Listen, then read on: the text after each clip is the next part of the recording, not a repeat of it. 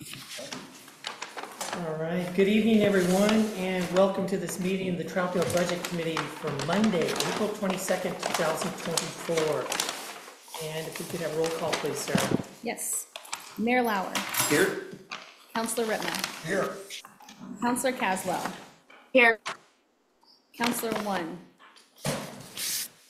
He is delayed, but he'll be available by phone later. Okay. Councillor White. Here. Councillor Wittrin. Present.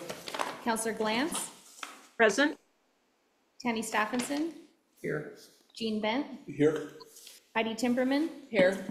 Chris Barney. Here. Paul Wilcox. Here. Victoria Rizzo. Here.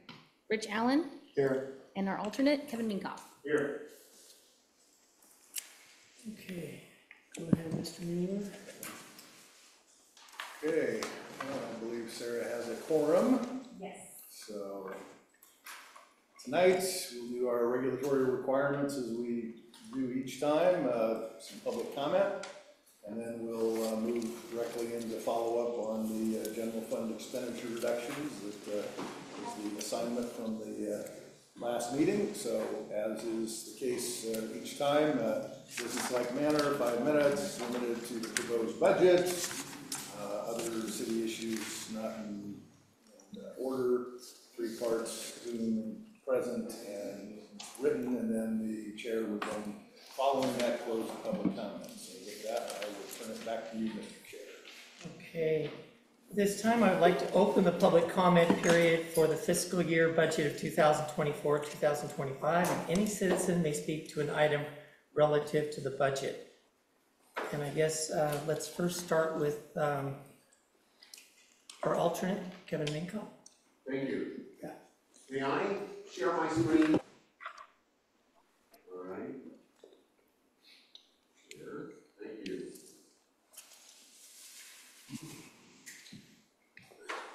A couple of things before I start.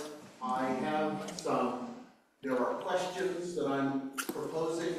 They're not intended to be answered immediately. It's just for thought and so on, thought-provoking and that. General comments. Letting staff approve a budget doesn't comply with adequate internal controls. Regardless of how expertise the staff might be, it is the responsibility of the budget committee to properly safeguard assets. And that means establishing the budget and approving of the budget, not passing it on to staff members. I would not have my staff create a budget for my business that they also approve, and then, particularly when they are responsible for the recording of receipts and disbursements and actually receiving money and dispersing funds. According to the USGAO, General Accounting Office, it is the responsibility of the budget committee to approve the budget. The idea that funds, and these were all from comments over the last 2 meetings, the idea that funds are allocated in the budget to tide the city over until revenues are received is not an actual disbursement of funds. There's plenty in the opening fund balances, there should be 43 million according to the current budget, to cover short-term deficits as long as by the end of the year the resources equal the requirements. After preparing my spreadsheet, I realized, and that's this spreadsheet, which I sent out to everyone. If I did so inappropriately, I apologize. I'm learning the protocol. After preparing my spreadsheet, I realized that the budget deficit that I mentioned at last meeting, $12 million, is actually equal to the capital outlay table. The problem I'm having with that table is that when you subtotal the various fund categories, they don't always match. They often match the budget figures, but they don't always match the budget figures. And I realize this is, I should probably put this up to 100% and show you that, you know, in some cases, water, 242,500 doesn't match what's on that capital outlay in the water section of the budget. It would be very helpful if this capital outlay table were just reformatted so that people each of the funds. My spreadsheet removes the capital outlay for each of the funds, and that's this column here. So if you look and see at the very last, I show the budget deficit was 12,800,000. But if you subtract out the capital outlay, you end up with a deficit of only $110,000. Now the other thing I did was to then take another column and subtract or add back fund transfers in and out. The first problem I had is they don't match. And I would think that funds transferred in and funds transferred out would balance each other or zero each other out, but there's a $100,000 difference. In any case, it seems to me that what has been allocated to each fund is not exactly what is necessary in order to balance the fund.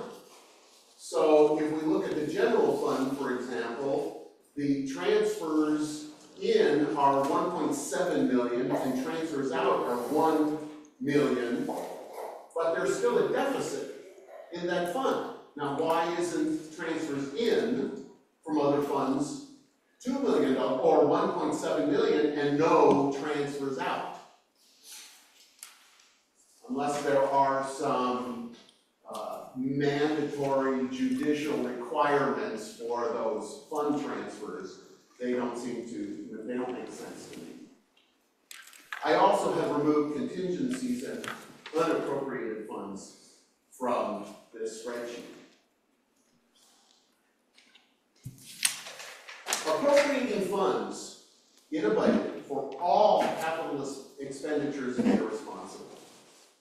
Deciding on which capital projects to reject, such as the skate park of what we're going through tonight, or even the $1.15 million proposed by Ray, before analyzing the entire list is going about the budget deficit backwards.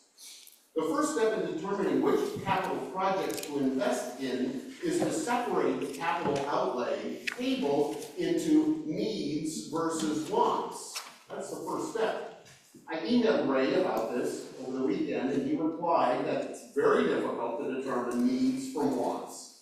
He cited the back truck as an example of something the city probably doesn't need right away, but that the city is incurring high repair costs and lost staff productivity with existing equipment. Well, that's precisely the analysis and conclusion that moves the back truck from a want list to a need list, because essentially it pays for itself in reduced repair costs and in making up for lost productivity.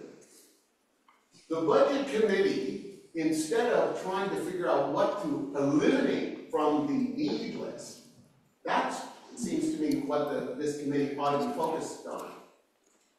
That need list could be capped. That's the resolution for that. Let's say we decide as a budget committee to allocate $2 million or $3 million to capital improvements. The first $1 or $2 or $3 million of requirements then completes that cap, and all other needs are moved to the following year. The want list could be moved to the CAC, the Citizen Advisory Committee, to publish, to broadcast to the citizens so they can rank the wants like the skate park and dog park and street improvements, sidewalks, etc. And they then give the public feedback to the budget committee to move these things from wants to needs. Finally, two last comments. What is the amount of cash reserves that this city requires in order to take care of emergencies?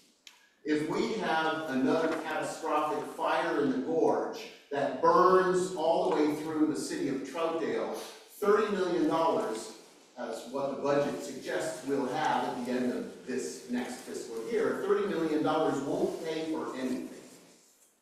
It won't go very far at all. So is that sufficient? Of course, what kind of insurance do we have, and so on? What are the resources? But finally, what added revenue ought to be included in the budget? We have a line item for a pay-to-park at Glen Auto, pay-to-park kiosk. Well, that pay-to-park will generate revenue. What's the projection for revenue coming in from that pay-to-park? Could the city implement parking along all city streets, and what kind of revenue is projected to come from that, as well as also applying the changes that are required by the state mandate for parking restructure. Thank you. I relinquish the floor. Okay, thank you.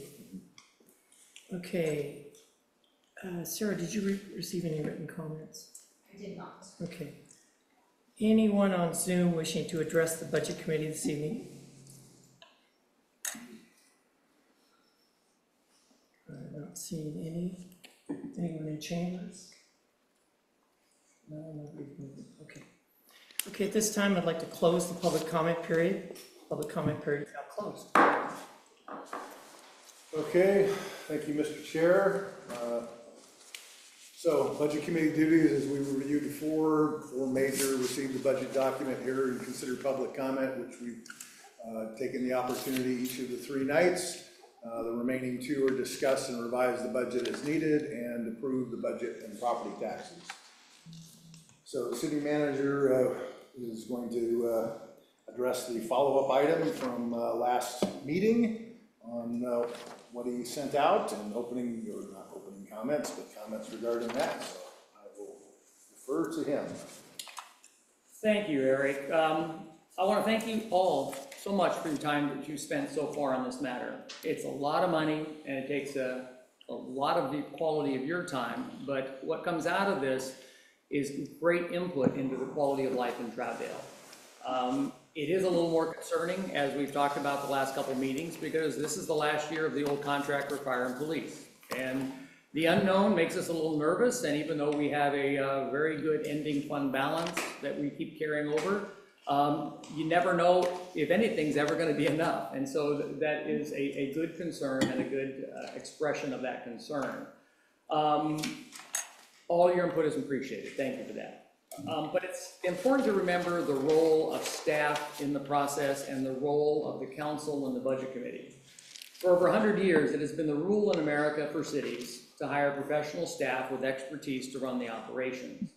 This is why our city charter says very specifically in section 21 that the city manager and the staff is to administer the city work, and they are responsible for preparing the budget. They are responsible for administering the budget. The mayor and the council, according to our charter, are to set policy and ordinances and resolutions. For large projects that directly impact the city, like the skate park, the decision does need to come directly from the council on a line item like that. But decisions like whether staff should buy an F-150 pickup or an F-250 pickup for wastewater, or should a staff member go to this conference or that conference, or are you spending too much on conferences?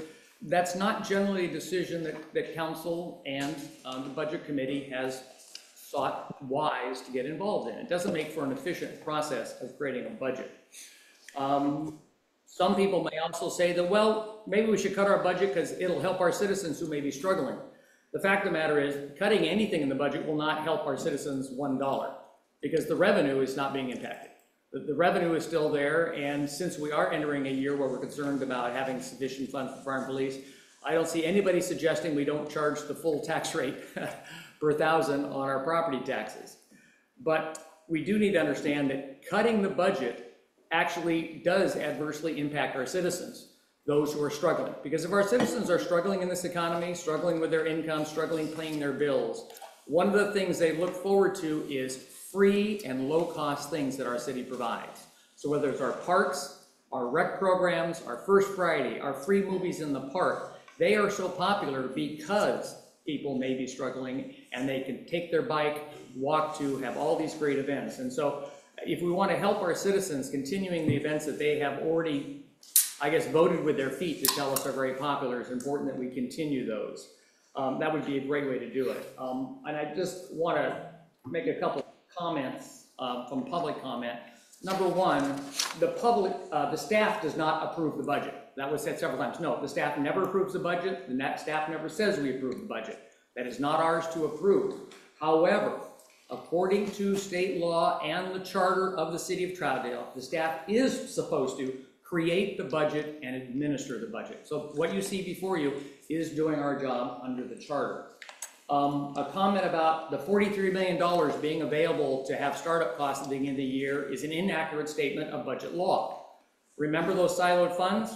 That $43 million is not available. Most of that $43 million is in siloed funds that can only be used for that siloed fund. It's not just a grab amount of money that we can start grabbing fund and fund general fund or use for the street fund. Every simple budget is a silo that we cannot steal from to use for the budget. So the overall budget ending fund revenue is not available to operate city services all across the board. Needs that when Kevin asked me that question, I said that, a need versus want in my email, I said, is a subjective decision. As we all said, and I said in Kevin's email, one man's treasure is another man's garbage. Everybody can have an opinion as to what a need or a want is. And the issue is, where do you have to draw that line? In the capital projects budgets, as we've talked about many, many times over the years, there are capital projects listed that we know we will not complete. However, we don't know which ones we won't complete. That's why under budget law, because municipal budgeting is a different animal from personal or business budgeting and has different laws that govern it. So we have to create a budget that allows for those differences because we want to be able to get things done for our citizens. So things like that and things like this claim of a $12 million deficit in the exhibit you were given is also a little misleading, because of that $12 million deficit that shows up there, $4 million of that approximately, 1/3 of it is for the electrical undergrounding fund. I tell you, Mr. Benz over there would jump for joy if we blew that whole budget $4 million in 1 year. In fact, the whole purpose to that $4 million is to blow it all in 1 year and have a $4 million deficit in that budget in 1 year. That's why we saved up that money, is to have that $4 million deficit. When you look at all the other funds that were listed on the charts that you were given, a lot of those are SDC accounts. Same thing. We save up money in there so we can, and I hate to use this, I don't mean it in a unjudicious way, so we can blow it in 1 year when we have needs. And when it comes to needs and wants, the council has already made the decision between needs and wants, and that's what's called our capital improvement plan. A lot of these all these capital projects have to be approved by council in the capital improvement plan. And so they all show up there, all part of our planning documents, and this is how we set the pattern of what our capital improvements are. So when you go through the budget, it's a lot more complicated and it's a lot different than what some people may be used to and how you have to operate this budget. But as always, staff is supposed to create the budget and administer the budget, but it's you and the council that approves it. With the understanding that you have experts who tell you we need this or we need that, or we think this is a higher priority than something else. And if you have questions, we'd love to answer them. If you want us to explain to them what that is, we'd love to do that for you. But for the budget committee to sit there and go through line by line and say, do you really need a full-size pickup versus a mid-size pickup? It's not how the system is designed to work. It would just integrate into pretty much spending a month of full time, everybody in here having a different opinion about a full size versus a mid size, and then multiply that by thousands of lines of budget in front of you. The big stuff, the overall issues, that's what's important for you to give direction. Policy is what the council is directed under the charter to be able to do. After the last meeting, clear that the policy is that the majority of the committee felt it important to consider that we are going into the last year of our contracts, and we need maybe to do what we can to make sure that general fund balance is as high as possible at the end of the year. So I went with staff, and in addition to the $427,000 for the skate park, I went through the budget, line by line, looking to see where we would be able to cut budgets and not be able to have significant impact on our services to the citizens. Cutting things in water and sewer may look easy on paper, but when you have 17,000 citizens trusting that when they turn on the faucet, they're going to get clean water, and when they flush the toilets, the crap's literally going to go away, we can't make mistakes in that. We got to take that job seriously, and we take that job very seriously. And so the capital projects that we have on here, the expenses that we need, and as I said, you know, the vac truck is an example. Sure, it's a $500,000 purchase, but we've been saving up for it for years, just like you may do in your home budget. And this is the time, because the staff who work with it every day have decided the diminishing cost of repairing it and lost use time have finally gotten to the point where we have to afford a new one. And that's the decision that I don't make. I mean, one day I went over to the wastewater plant, and when the two management people were not there, I asked the crew, so what do you guys think of your current vac truck? Oh my goodness. Oh, it's breaking down all the time. Oh, we don't get to use it when we want to. It's time to get rid of that thing. So when your frontline workers are saying, that truck's gotta go, that truck's gotta go. Could we survive another year with the current one? Sure. You may have to put $100,000 into it, and is that a wise choice? We don't think so. We just don't know. So when we create this budget, we do it with the idea that we have a duty to administrate it very well. We have a duty to provide the services that you've asked us to provide, and do it in the most efficient way possible. So when we came up with this list of cuts, last time we were getting close to approving a $1 million cut. What I proposed is a $1.15 million cut, a little bit more than that. And I think this is one that would provide us a little more cushion, but also make sure that those programs that we provide to our citizens will not be impacted. The services we provide will not be significantly impacted. And there's just some things we'll just put off for another year. So I think those are important to know as you look through the options tonight. We gave you a potential motion to make those changes so that, you know, we can approve that cut in the budget, but it's up to you. So thank you for your time. Thank you for your work. Any questions? Ask away. Mr. Chair? Questions of Ray? Councilor Allen? So I was just going to question, going into a fire and police study, what was the rationale on removing $50,000 from it? I have a lot of meetings with the three cities, and we're all kind of coordinate. The mayors, Mayor Lauer, Mayor Minor, and Mayor Kudra meet often also to talk about this. And one of the other city managers says, you know, we better plan to be in a position to be able to do studies in the future to figure out what's going to be the best fire choices, fire districts, creating a fire department, whatever you want to do. And so one of the other city managers suggested, why don't we all put $150,000 in our budget, so we'll have that together. So I took that number and I put it in the budget. And then I found out from one of the city managers that they only put 100,000 and not 150. The other one put 150 in, and I said, all right, fine, we'll put it, I'll reduce it to 100, because that's what the other cities did.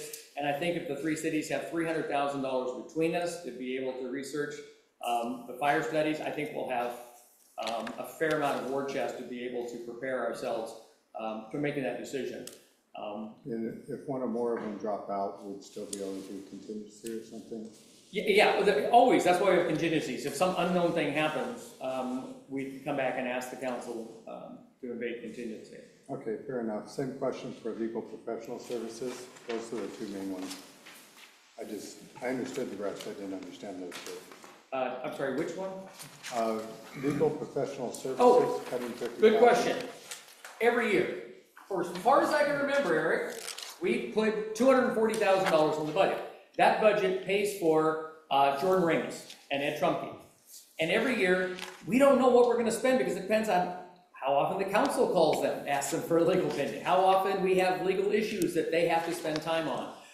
Eric has noticed in election years, it usually goes up for whatever reason.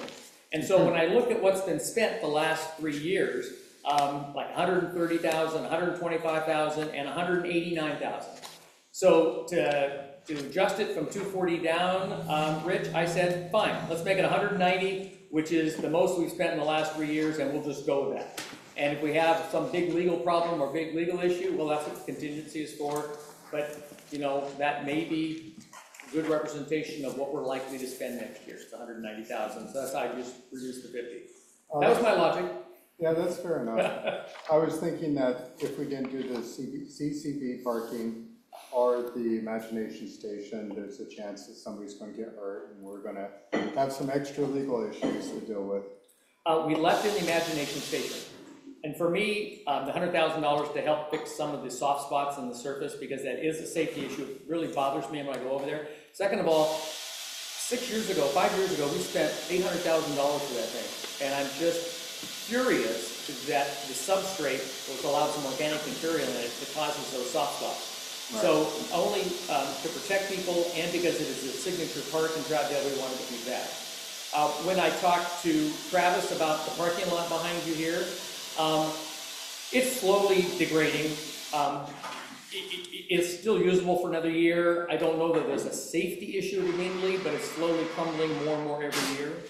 And then the other thing is, some of you may remember, this is the other thing, again, another part of the logic there was, as I told Travis, some of you may remember 10, 11 years ago, Junkie Yoshida and Brian Lessler came to council and was proposing building a city hall, taking down the CCB building, which I'll tell you, any staff member would go, yeah, get rid of that thing.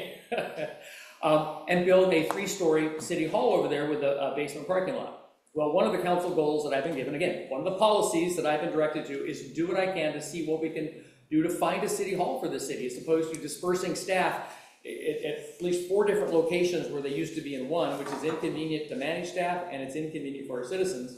And I've been looking in lots of different places, and I've actually gone back to revisit the idea that maybe we should get an updated number on what it would cost to build a city hall on the parking lot and the CCB site.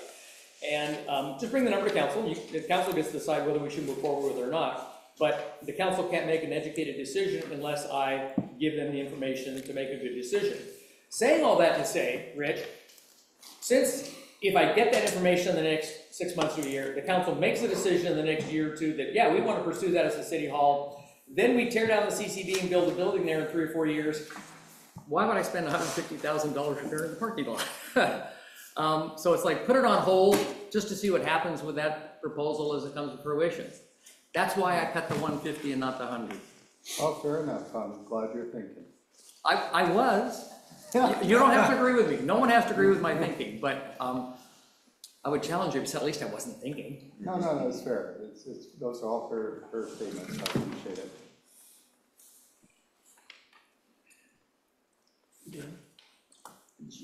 With this question, yes. Mr. Barney? No, just to clarify, can you hear me? Yes.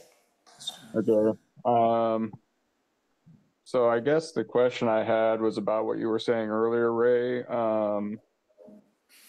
It seems like what we're kind of getting into a little bit here is like kind of the very definition of what the budget committee is. And the impression I got from what you were sharing was that some of us are wanting to kind of nitpick the budget, but that's not our job.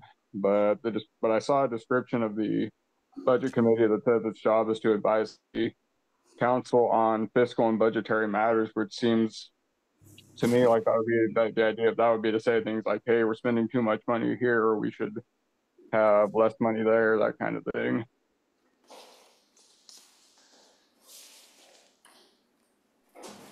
I'm going to try to discern a question from that. There are many things in the budget that take, as they say, I guess in the military, the duty experts to make a decision what's needed or not. And if the duty experts who are hired and paid to make these decisions decide we need to have this piece of equipment or this whatever budgetary money spent, it would be hard for a committee of 14 people to become as expertise on the issue as that one individual.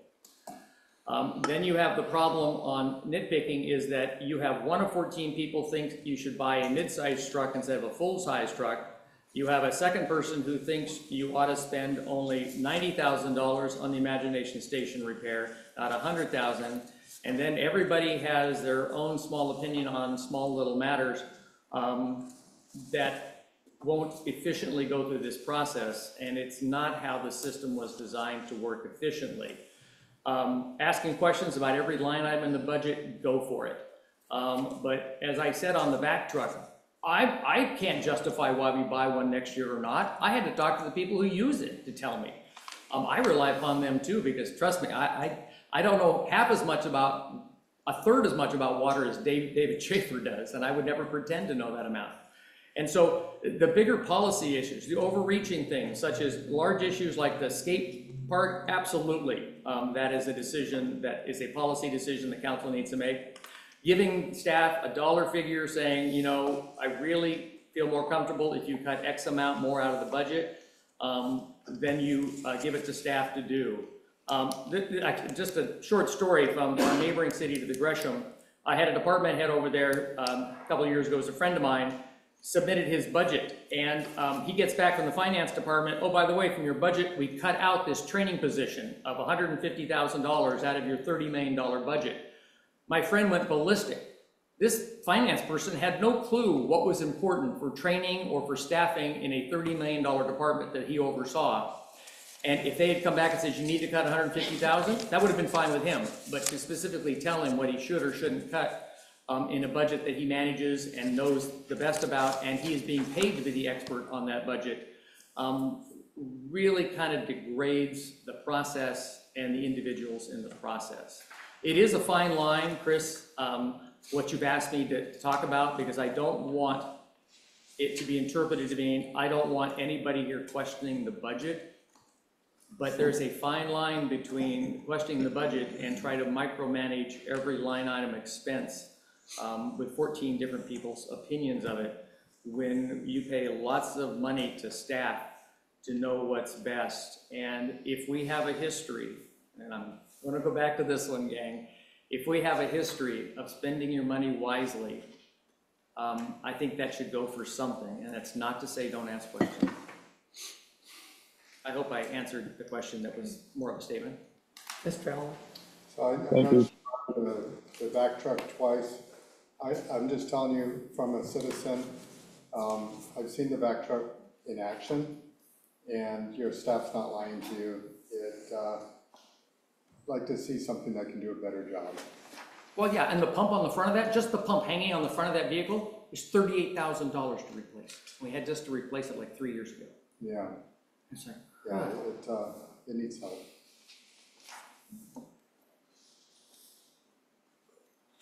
Other questions, comments for, I have a question about contingency. So how often and by how much does council end up dipping into that each year? Is there a trajectory? Does it ever get spent down to zero? Or is there? Great question. Somebody asked one of those questions about where contingencies are right now. I got that question from somebody in the room who's sitting next to me. At this point, I don't believe we have any information, believe we've dipped into or threatened any contingency, because we're at 3/4 of the way through the year. Our budgets are probably shouldn't be spent. Let me just tell you, side story. Every month I get an accounting from Eric, every single budget. The document's about 100 pages long. And I don't go through every line item. What I go through primarily is I look at where we are. If it's 6 months into the year, he's given me this monthly review. I go through and I look at every budget that shows we've spent 50% or more of that budget. And then I look at the dollar amount. If it's a $200 budget, I don't care, okay? If it's a $10, $20, $100,000 budget and we've spent over 50% halfway through the year, I go, why? And I ask why we're going through that. So we track that stuff. So at this point, we don't. Did I send you the document from last June, Heidi? Yes. Did you send it to me? I think or did I send, I've got it. once a year, oh, you have it. Last year, when we came to council in June, they have to approve the changes in the budget based upon contingencies. And last year, For the general fund, it was $641,000. and you remember what that particularly was for? Tourism, a couple of other things, and there was another like $350 for a sewer project. Oh, okay, so there was something That big that that came happened. out of that contingency, but out of the general fund, it was 641. Okay. The year before, it was 188, the year before that was 827, and so on and so forth. It just depends on the emergencies during the Right. year. Right, okay. So I was just curious if it was, Yeah. at any point, has it ever been zero? Usually it's something big that happened during the Ever year that been- nobody thought about. Has it ever gone down to zero, the contingency? Have you ever I spent don't- it all? Not that I've ever seen, but it may have. I haven't seen it go down to zero, but it gets spent based varying degrees, really does. Okay. Yeah, I thought I included that. You know, I'll go back and check. Yeah. I've got a lot of emails. Mr. Minkoff? Yeah, I have a question on clarification. Every fund balance, or every fund has an opening balance, which is the ending balance from the prior year. Correct. That fund opening balance, or the ending balance from the prior year, is available for projects in the next fiscal year. Only for that siloed fund. Correct.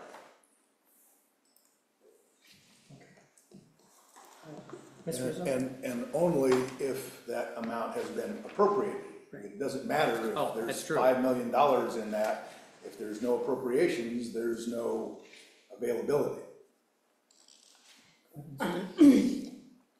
We have enough ADA projects for this year without having the imagination station, if I remember, to keep the government happy. Yeah, and again, I was thinking about that.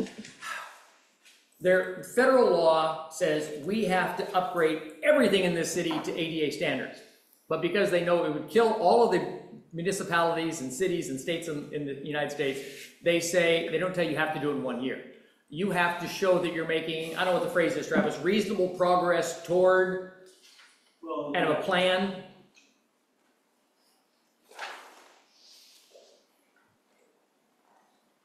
Thank you, Travis. Oh, I'm sorry.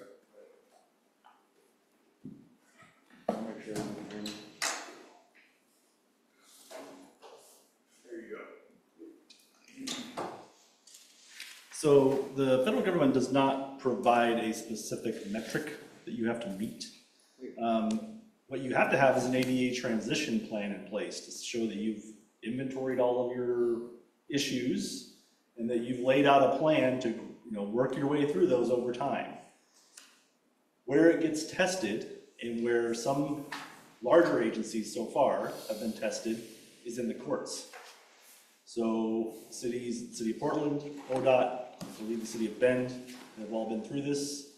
And if someone brings a civil rights lawsuit saying that you as a city are not doing your part, then that's gonna get vetted out in court, and they're gonna look at what you've done, they're gonna look at your ADA transition plan. First, they're gonna make sure you have one, which we do. And then they're gonna say, have you really been making a good faith effort in making progress with the resources you have to try to work your way down through this list of stuff? There isn't a magic number that says you have to do this much per year, or that you have to have it done in this amount of time. What it really comes down to is what, I guess, there's other people in the room that are actually lawyers, but what they might consider, a reasonable person test, or what a jury might think, is the city making a good faith, reasonable effort with the resources they have to make steady progress on curing all of those ADA deficiencies. It's gonna take us years and years and years to work off our ADA transition plan, both on the facility side and on the public rights of way. The key is that we have a plan and that we keep making steady progress and making good faith efforts. Good, thank you, Travis. There's two reasons that I went and cut the ADA Imagination Way Columbia Park ADA one. Is one, we have 3 other ADA projects that are funded to the tune of approximately $125,000. And second of all, we just did a big project up at Imagination Station a couple months ago for ADA improvements.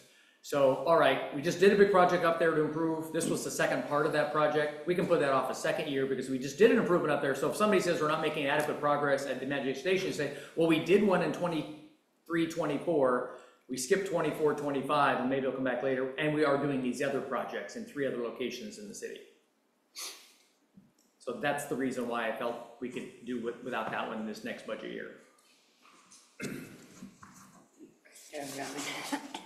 On the arch inspection, is Hey. that safety or? Here's the deal. Anytime you have a furnace in your home, they tell you every year you need to have somebody come and take care of it for you, right? Because all the lint and the crap goes in there and you want it to work efficiently and things like that. You don't really know did it need it or not, but it's preventative. You just do that to make sure you're keeping up with what needs to be done. Well, the arch has been there for, gosh, 10 plus years. Going on 15 years. Goes on 15 years. It's never been inspected. It's never been cleaned. It's never fallen on anybody either. We don't notice any obvious things, but then again, we don't have a arch rock expert on staff. And so we just thought maybe after 15 years it was time. We don't have an immediate issue with it. And so putting it off for another year, we felt was safe to go ahead and do that. But it's something that in good care of our stuff in the city, we should have somebody inspect it and we should clean it at some point.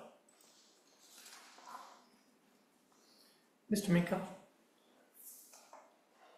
Switching back to siloed funds, if each fund represents siloed funds, what do the fund transfers in and out represent? First of all, it's not if, they do, they are siloed funds. Transfers out because, Eric, you're gonna correct me if I'm wrong on this, I'll give you an example. In the water department, you pay your water bill every month, and in the water fund, your money that you send in for your water bill goes to pay for the workers to keep the water running, the pumps running, the meters running, etc. That same worker, that department, the water fund gets help from other departments. The accounting department, the HR department, the payroll department, the IT department. They all provide services so that we can have a water department that is included in the cost of that water department. An example of, for some of you aware of it, with the City of Gresham, when they give us, or the Multnomah County Sheriff's Office 9 years ago, when they gave us the bid for what it would cost for our sheriff contract, they have a number built in there, essentially overhead. What the other departments in the sheriff's office or the county expend services to help the Multnomah County Sheriff's Office provide you that service. And so the departments who depend upon other departments to do part of their work or is needed by that department transfer money to those departments. So that's why you'll have a transfer from the water fund to another department, because they have to pay for the people who do HR, accounting, IT, and things like that to be able to keep them going, because they don't have everybody doesn't have their own IT department. Otherwise known as overhead. Overhead, Yes. yeah. Follow-up question, so in other words, what you budgeted for transfers in and out are what you're expecting those other departments to contribute Correct. to each other's activities. Right, yeah, we do. Some of it's fairly precise, some of it is estimated, and just the best guess, let's just say the vac truck, half of it's in sewer, half of it's in stormwater. Is it 50% exactly used by each department? We don't have a meter on it, we don't check that. But we know generally it's gonna be half to half from year to year in each department, so we just say it's, as opposed to doing that metering every year, we just say 50% here, 50% there, because they're both, the same people do it, use it, and it's used by both departments on a roughly equal basis. So, but yeah, it can be precise, sometimes it's not. Sometimes different governments we deal with really up their overhead costs to try to stick it to us, and that's usually the argument we get to when we're dealing with some of these other jurisdictions who charge us for stuff. Other questions? I have another question. So in 2021-22, council adopted a budget with a $2 million general fund deficit of $2 million. And then in 2023, it was about $2 million. But in 2024, it jumped up to $6.6 million. So what happened in 2023-24 that would have that Couple things. such a huge increase in the possible deficit. One of the prime things that happened was in this budget year, we transferred $1.5 million loan from the city to the URA. So boom, that's 1/4 of that number right there. Okay, It's a paper move of money, and don't make anybody get nervous, but in the books, it shows up as, has to show up as income. Because, you know, we have to show incomes and we have to show expenses. There's also the change in going from the community service fee that Amazon paid directly to us versus it coming in the property taxes. The number changed a little bit there. Eric, any other big numbers from why? Well, I think the numbers you're looking at is the net, the budgeted amount was, includes the contingency and the ending fund balance, so that overall deficit number looks much greater. When you look back at those prior years, those are the actuals, those columns, so it can be a little bit well, distorting. I'm actually looking at the 2022-23 budget document. Yeah, so, you're looking at 2022, I'm looking at 22-23. okay? The manager proposed budget is 1.9 million deficit in the general fund. The adopted budget for 21-22 was 1.9.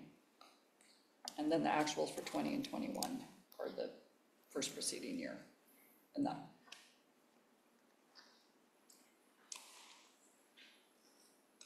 Oh, whoops. 1993. Yeah, hang on a second, let me click on it again. Sorry. Oh, 2 million of the difference is contingency. The first year, there was a $1 million contingency. Each of the next 2 years, there was a $3 million contingency, which feeds into that budgeted deficit. So in terms of things that change from year to year, But wouldn't the 1.5 be a wash, because we have it coming in and going out, right? The parks line is the one you're talking about.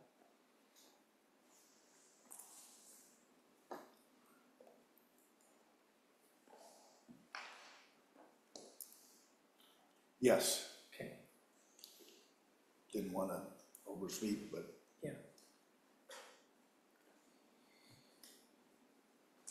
Yeah, but income for this year was gonna be down because of that. Gosh, I'm just looking at the numbers here. Oh, the other thing too, last year was the last year we got the $1.7 million from Joe Biden. In the last 2 budget years, not this one, we got 1.7 each year as COVID money.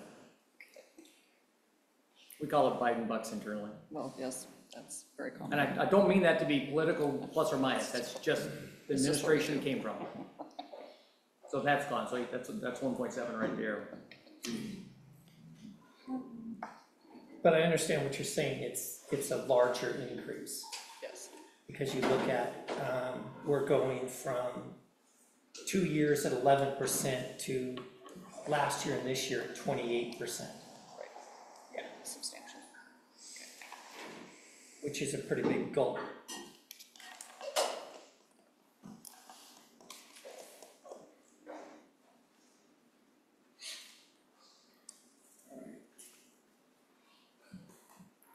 And so, are there other questions? Does anybody, Mr. Wilcox? I have a couple of detailed questions on the list of cuts. Page 64, and a cut of 3,200.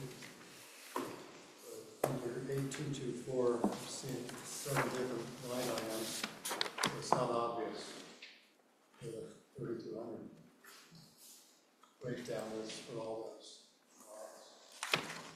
well, the training, it mentions there in the line item, the GFOA training, and then the travel expense, those 2 line items, which I think are one above the other, add those two together, you get to the 3,200.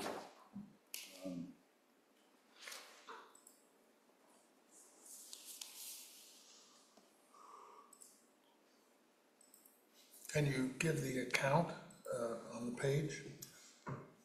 So page 64, they're both under the same GL account number, they're just two different line items. Which, is it 8224? Is that what you're? The 8224 Okay, account that's at the all I bottom of wanted. page I 60. just wanted to be Yeah. directed to the right Yeah. place. Thanks. Okay, my other was more a comment on page 109, town center implementation. It was listed as 8214, I think it's 8220. Correct. It was a cut and paste error on yours truly's part. Okay, so the bottom of the list, the account for town center implementation, reducing that budget 10,000, should be 8220, not 8214. If you're keeping score, that is.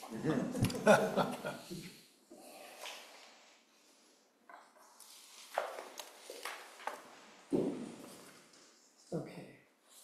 Other questions?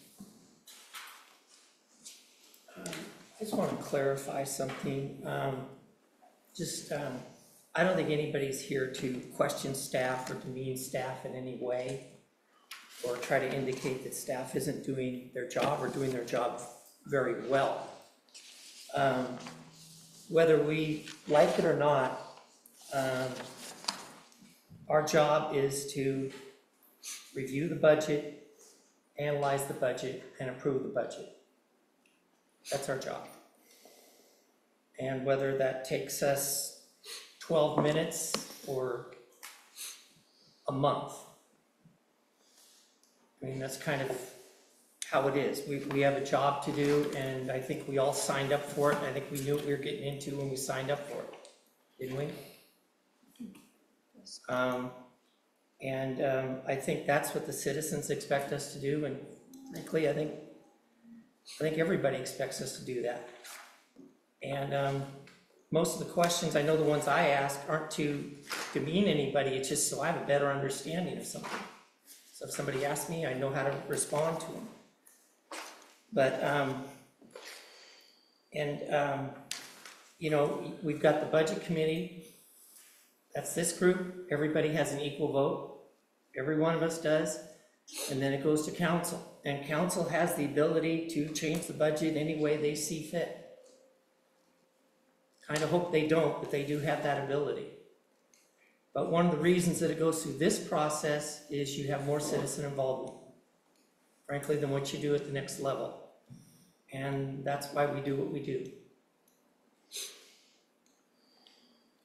And I apologize. Wednesday night, I felt like got a little sideways. I had oral surgery Wednesday afternoon, and I was like not on my game. Not that I ever am, but I certainly was not that night, and I apologize for anything that went sideways.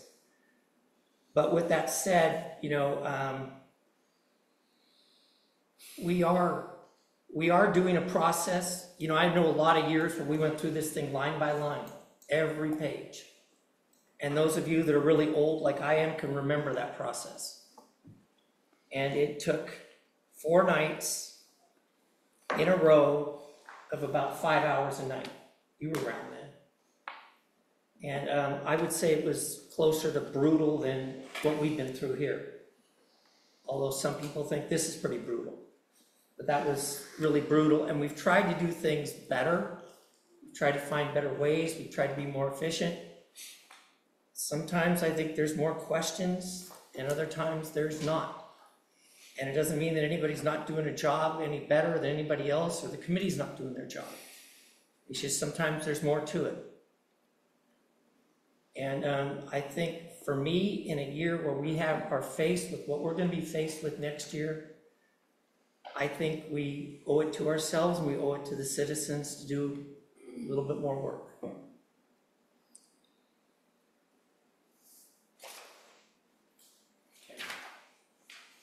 Any comments? Mr. White?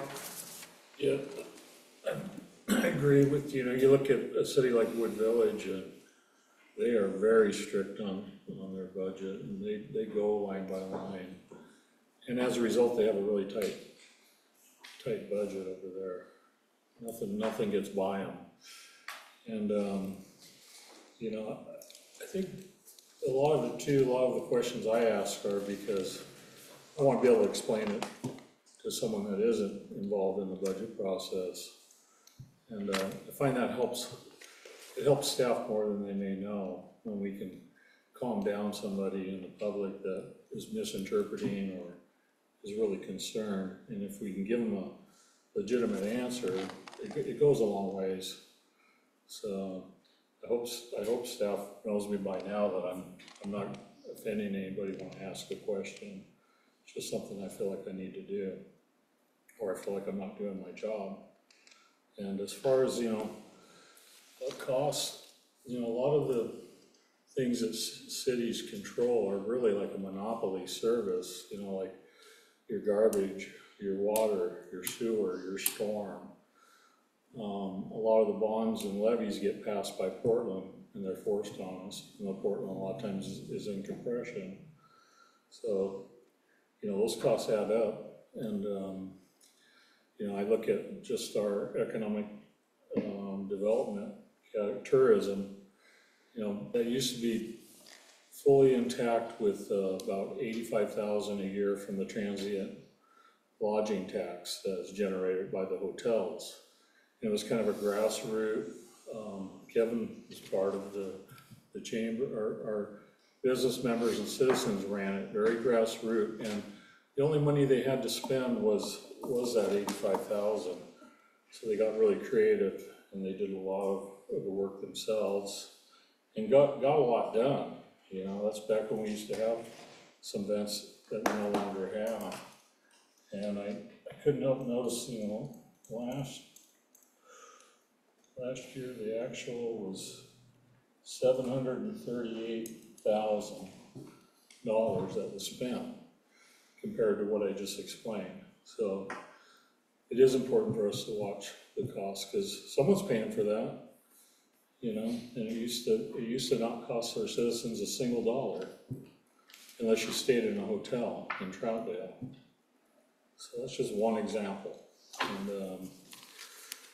I guess is it time to kind of go through the list here and staff prepare? Sure we can. Or are we gonna hold off? Well, I just want to make one other comment is, I think I read through this book and it says in here several places that it's not sustainable. And I think we've all read that. It's not sustainable, it isn't gonna work long-term. And so I guess one of the questions I ask is, what are we gonna do? Because I personally don't think it's fair to expect staff to figure out how to make the dollars work. Some of the policy decisions I think have to come from this body. We have to decide, we have to make some of the decisions going forward so that it does work. Because right now I read in here and they're saying it isn't gonna work. And so what is it we're doing? How are we helping them? How are we enabling them to do their job better? Yes. The reality is, city budgets have not been sustainable for 20 years. Every year, the cities get closer and closer to running into problems. Fairview and Gresham are both much closer to the edge than we are. So this has been a long-term process and then looking what to do. One of the primary things is that the city council and the public safety working group are exploring is a possible way to ask the citizens if they would like to remove fire service from the general fund. Troutdale, Wood Village, Fairview, and Gresham are one of the few cities in the metro area that still pay for fire out of their general fund. Almost everybody else is part of a fire district, which is a different taxing authority. The only reason the city of Portland gets away with it is because their permanent tax rate is twice what Troutdale's is. Theirs is $7 and some cents per thousand. Troutdale lives at $3.76 per thousand. So it's not sustainable for us, and that's one of the things we are doing. We're working at to see if the citizens want to do that, because that would free up more money for law enforcement and parks in the general fund, which is really one of the few ways we can. So it's not an immediate, like next year, the bottom's not falling out, but it's something, it's a good question to ask, Tanny, and that's why we're talking about that, that issue. Well, yeah, because if I look at, if we took out all capital projects, every one of them in the general fund, that's 2.2 million. And for me, it's still a long way from 6.1. Take 2.2 off of that, we've still got a pretty huge deficit to address. Oh yeah, one of the ways, just to interrupt, one of the ways that Gresham is doing that temporarily, they are still charged, I think it's $15 every utility bill every month to every citizen in the city of Gresham gets a $15 charge to supplement fire, police, and parks. They are being asked to add $1.35 per thousand on May 21st to supplement those same three budgets, and that's only a 5-year ask. Gresham was already going out asking for extra money from their citizens, which we haven't had to do yet.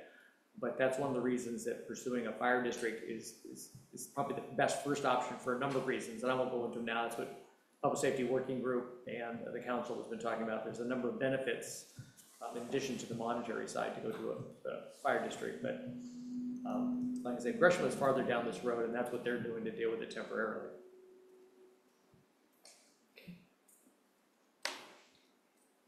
All right, anything else?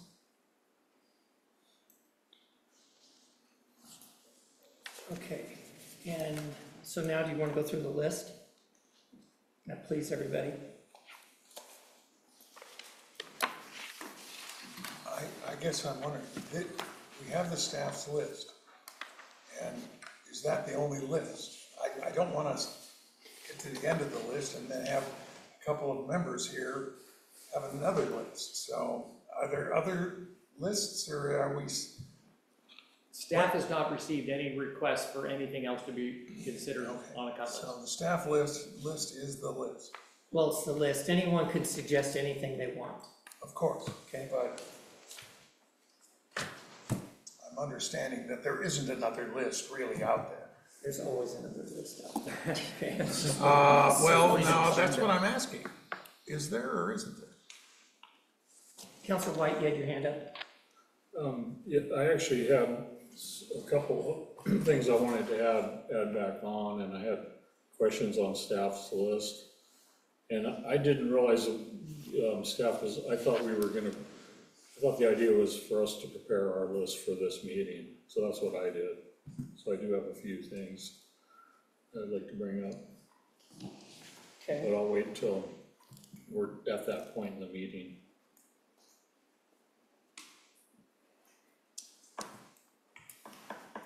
Wouldn't it be making a motion and I guess it would be amendments or something? How do you do that? Probably. I think we are at that point. Okay. Well, I can start then, or someone else would rather go first. All right, I'll be quick.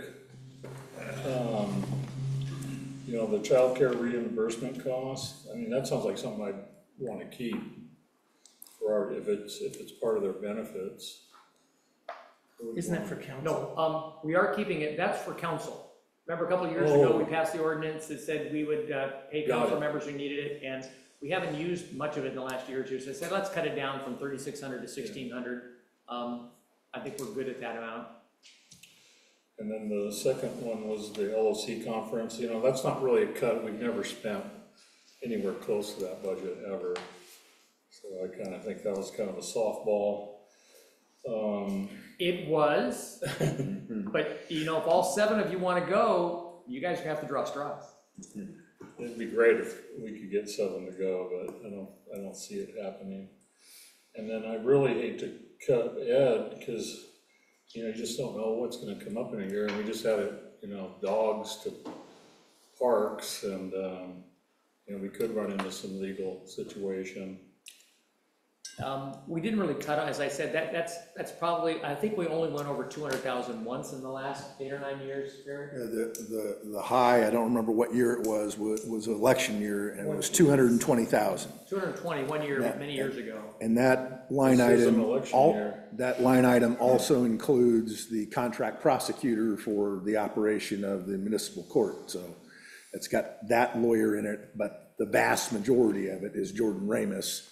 The vast majority of Jordan Ramus is Ed, but there's also other attorneys that, you know, provide specific expertise at Jordan Ramus for us. So I guess that's a best estimate based on the last 5 years of what it will likely be, no more than next year. And if there's something that happens, I mean, that's why we have contingency. And you can ask council to approve extra money. So we're not really cutting ed, we're just capping that budget to closer to what the last 3 or 4 years has shown he's needed to represent as well. Maybe if the counselors just think before they dial a little bit, that might help. That's not, that's, I didn't It's say an that. election year. You said it. Okay. And then the City Hall study, didn't we just sign a 10-year lease, renewed our existing lease, is that not? No, Eric, are we on a year to year, or do we? We signed a 10-year lease, but we have a 24-month termination option. Okay. Because any decision the council would make would take at least that long to implement. Okay, see, and that little bit of information helps me a lot. Yeah, and reducing it from 50 to 30, I don't think that's gonna hamper my ability to get some information studies done. I'm still waiting for a bid to give me a estimate of construction and tenant improvements for that kind of building, but I think we're safe at 30 for the next year for that. And if we do move that forward, we can get out in 2 years, we're good. And then the $5,000 for towing code compliance, that sounds like something I'd want to keep, especially with summer on the horizon. That was a reduction in the budget from, I think, 20 to 15. Just to say, all right, you just never know. You just never know. We do tow mount a lot of cars. Towing cars is not that big of a problem or cost to us. It's towing RVs. Yeah. You have to pay thousands. I remember that conversation. And so it was the decision that, I talked to Erica and her department, and if that's what our budget is for towing, that's what our budget is for towing. Most of the time, things are towed. It doesn't cost anything. People go and pay the tow fee and they get it out of Hawk. Okay, but I would lean towards keeping that, because I think that's a worthwhile program, and it's not very much money. And it really helps our livability in the city. Well, the $15,000 remain. So you think we'll be all right with that? Okay. Yeah, I think we'll be okay with that. All right. I'll let that go. I know Erica hasn't towed anything in a while herself, but.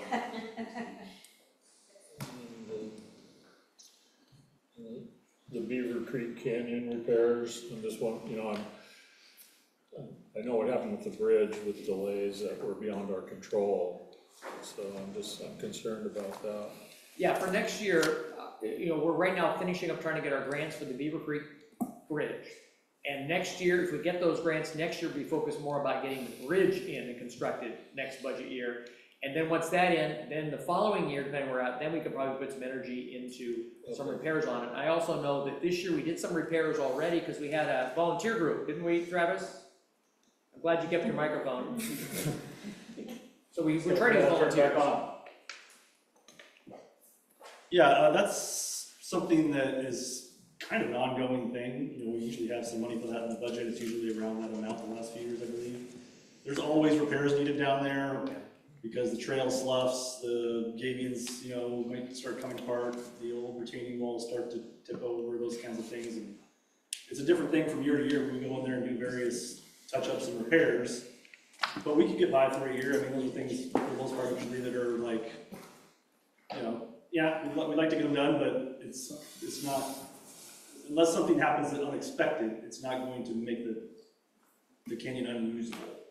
It's just not going to be as usable as it could be, if that makes any sense. And to Dre's point, yeah, this year we were working with the Trail Keepers of Oregon to do some stairway improvements and things like that, but it's just, it varies from year to year what's needed down there. It's a natural area, so it kind of is always moving and changing, and you have to try to keep up with that. Thank you. And then, again, this is one I kind of feel strongly about, is the imagination station, keeping that. I think Rich said it best at the last meeting when he said, staff cuts are going to be different than the community cuts. And I think he said imagination station improvements are continuing, it's the ADA portion. we've already- Yeah, the surface Okay. improvements are still there. This is I was just the just making ADA. sure. Yeah, if you go there, you'll see, we did a lot of ADA stuff up there this year. Yeah. Looks really nice, and so it's just the ADA we're putting off for a year. All right. And truthfully, if you're, have some kind of limitation, you're gonna want a smooth surface, so doing the surfacing is the right thing to do. Yeah, I agree. Before it gets too bad they went out of business, it would have been under warranty, what I understand, but, and then I got just a few more questions. Another add-on is you know, we were promised when we did the cuts, for police coverage in, Glen Auto Park that we would have a security, a cheaper version. But to not have anybody down there at all is, I think, really asking for trouble. And I'm not saying they have to be there all the time, but I think we need some money in the budget. And that's, you know, I remember because I asked the question when that came up, and we were assured that we would have a security person. And that really, that'd be our only possible enforcement on some of our new policies regarding parks. What we still have available for us, the sheriff's office, and they're actually gonna put out a request for bid in the next couple weeks. We do have a summer resource deputy whose primary job is the parks, and we have usually had them on a schedule 4/10s, I think Friday through Monday, so that they are available to be down at the park on the weekends when it's busiest. So Glen Auto Park is still gonna have that, and additionally, because we, you may recall a couple of years ago, we kind of tweaked the agreement with Multnomah County Sheriff, so they didn't have to lock them into the park for those 950 hours we contracted for, because on rainy Fridays, nobody was at the park and there was no reason for them to be there. We could go do other parks or do other things in the city. So we have that flexibility, but absolutely, and if they need a second person, this last summer, they sent 2 people down there to help in the summer. It was gonna be a crazy weekend down there. So we do wanna keep a law enforcement presence down there at the parks when it's busy, especially Glen Auto. Not just because it's across the street from it. No, I know. That's why I feel like I'm more of an expert staff on that when I live by it, and I see there's never not anybody down there. It's the hot spot in Troutdale for trouble. And it makes it so our citizens don't want to go down there. And that's my concern with the park. I would like to see a line item for security. Because that's what we were told, that's what's on there. Yeah, and I think that's a good idea at some point. It's just how much stuff can you put into the general fund budget each year? And this next year, we'll be getting the park done along the waterfront, which I know will be another popular park like Glen Auto Park. And that would be hopefully something that we might come back to ask for in the 25-26 budget is that. And so, yeah, I'm with you. I'd love to have more security enforcement, but it all costs money. And that's why, again, I'll go down that road again. That's why one of the arguments for the citizens to join the fire district is it will free up money in the general fund to hire more law enforcement and security, things like that. So. And then I had a question on the skate park, because I know we started plans on that. Were those plans completed? No, it was Travis can tell you, it was a design build contract, and they were gonna start doing community outreach, and so they haven't. Yeah, as a design build contract, we had the kickoff meeting with the contractor 3 weeks ago. So, you know, they're not that far along yet. Okay. So no, we don't have completed plans. What the project manager was working on with them at present, or up until Wednesday night, was putting together the schedule for the public meetings and public surveys and public involvement process that was going to be associated with the design process. So at best, there might be a few sketches over at the contractor's office that we haven't even looked at yet. Okay, good. That helps. Thank you for that. And then, I wanted to ask about our new HR person, because I wanted to know what the history was of that position, how many FTEs we've had. Just in the last few recent years, what has it been? In 2009, when I started, we had I believe, half-time HR manager and a HR specialist. And one of the 10 positions that I was saddled with eliminating as part of the downsizing related to the Great Recession that Dave Nelson handed to me and handed me being city personnel officer, that was one of the positions that we eliminated. And since then, I've attempted to cover part of that HR workload. The challenge has been is that particularly over the last 4 years, the regulatory obligation has continued to grow to the point that we're out of compliance on a number of items, and we'd be subject to some fines, potentially some rather unpleasant ones if we get inspected by any particular agency. I don't want to elaborate too much. And we're just unable to handle the regulatory obligations that have been added. So as I went through on the other night with all those items that I had on those various slides. I remember that. That's really where we've gotten to the breaking point. Well, my reason for bringing that question up was, you mentioned Dave Nelson, but that was back, we have a whole other department, which was our police department. There was like 60 employees at that time too. So I guess I want to know if there's a way we could hold that off. I know you'll probably eventually get that person. But I'm trying to, see where we land after this year. This is like I see this as a critical year.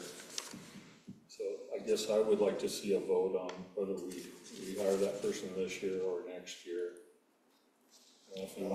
All I will say is that that's basically what I told her last year, was that we weren't prepared to ask for another general fund employee last year. And we put it off for a year. Well, it seems like, for the most part, it seems to me like morale's good and we have long-term employees. We don't have a lot of turnover. It seems like, and I know things have probably changed a lot, but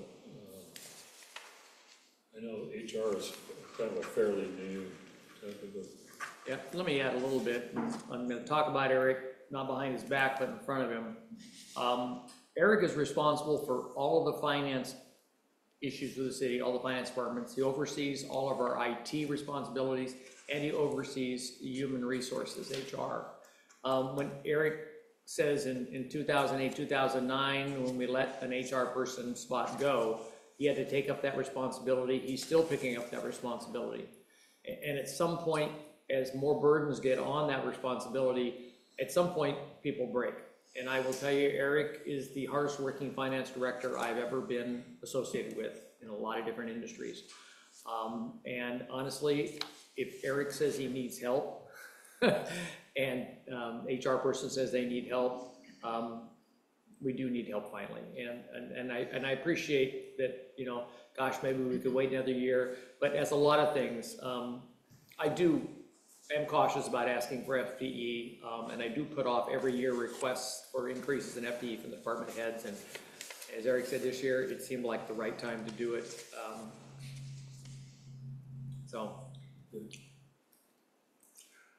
I have the same thought with the parks FTE and possibly going this summer with a seasonal worker and then hire the parks person next year, depending on where we're at next year. We have seasonal workers we do use in the summer already. We have a contract in there that we get help in the summer, because in the summer, there's not a lot of mowing in January. But you add that to all the other parks duties. Second of all, parks asked for a person every year for the last 5 years. And I said no. But I said, when we're to the point where we're gonna start adding more park facilities to care for, I mean, right now they're overworked as it is, but now that we have the off-leash dog park, this year we are constructing the Sandy Waterfront Trail, another 3-year, probably gonna, 3-acre, probably very popular park along the waterfront. A couple of years ago, we took responsibility from Metro to maintain the park there at 282nd and Stark. And I'm trying to think what else we put onto their plate over at parks. We just stretched them real thin, and if we're gonna be ready to make sure our parks look good, and like I said earlier, our parks are the free resource for our citizens who can walk to and bike to, and I just would feel bad about shortchanging the maintenance on those things. And it's, as we told you at the budget committee, we actually hired this person already because we had a great summer intern, Nico, who we wanted to keep, and so we hired him because in this in this employment environment, with unemployment being so low, finding a good parks employee is tough. And so we said we had, you know, the old adage, we had a bird in the hand, so we figured we'd do that with Nico and take the chance. So that's already been hired, is that what you're saying? Pardon? That's already been hired? Yes, and we took the risk of having to fire him because we felt the workload in parks and the addition of the new parks was enough to justify the one more person, so. Well, see, I'm looking at it like, I know the trail won't be even ready till next year. And the dog park is a park within a park that was already there. And it's actually probably less work because there's not gonna be any grass there with, you know, dogs in that area. But anyway, if they're already hired, I guess I'll let that go. For the discussion now. So you remember the 2008 budget meeting where we got parks? We used to have really nice parks, and we still do for the most part, but, you know, they show some wear. And we told them when we cut parks that after the recession was over, that we would hire back. And it's been quite a long time since then. So that's my little concern there, is that it's one of those that we do keep pushing on. So do you feel strongly about that one? I did until I heard that he was already hired, so I wanted to let that one go. Okay. But we also have a brand new, young, energetic staff, I've noticed. You know, we had a lot of people a few years ago that were, ready to retire and did so. And I think I've seen the parks really looking better than they have in years, so take that for what it's worth. Yes, and we want to keep that up. Mr. Allen, and I agree with you, we want things to look good and everything, but I guess like, when you look at it, when we go back to 2008, 2009, we have increased staff in the general fund by 18% since that time. Or not parks? Parks included. Oh, I thought we never fully recovered since we kind of. Parks is part of that number. And then like in the last 2 years, you look at it, our income is down in the general fund over 3 million. And we've increased staffing expense by $900,000. So for me, I'm just trying to like get the math to make sense in my head. And I don't know that it will, but it's just if our income is down and our expenses are up, at some point that's not gonna work anymore. I've got one last question. Oh, sorry, Mr. White. On the cuts that are done to the expansion of the parking lot, and I believe that's at the sewer treatment plant. Will that exclude the covering? They were asking for a covered parking area. Is that what that is, that 80,000? Right now we have a lot of vehicles that just sit outside. Yeah. And they're not covered, so they're wanting to do a covered area to be able to store stuff. And Travis won't give us any more than that. No, I guess my question was just these cuts that I see on staff's cut, one for 80,000, and there was a second one. Not seeing, and then $20,000 for lot expansion, park shop. Are those separate things, or? Those two items are together, because those two divisions they're housed in the same location, the same building, they share the same parking and storage areas, and to some degree, assist each other across those divisions with work. That would expand that parking lot, because right now they're running out of space for vehicles and equipment, all those kinds of things. What you may be referring to is the vehicle and equipment dry storage, which is a separate project, which would be across the entire Public Works Department, actual enclosed dry storage, probably down at the treatment plant, since that's about the only place we could put it, to get some of our stuff out of the elements that needs to be out of the elements. Right now, it's parked outside. So they're two different things. So is this like a carport type of arrangement? At the parks facility, they would like to have some covered area. If that were funded, we would include that if we can afford it within the money we have.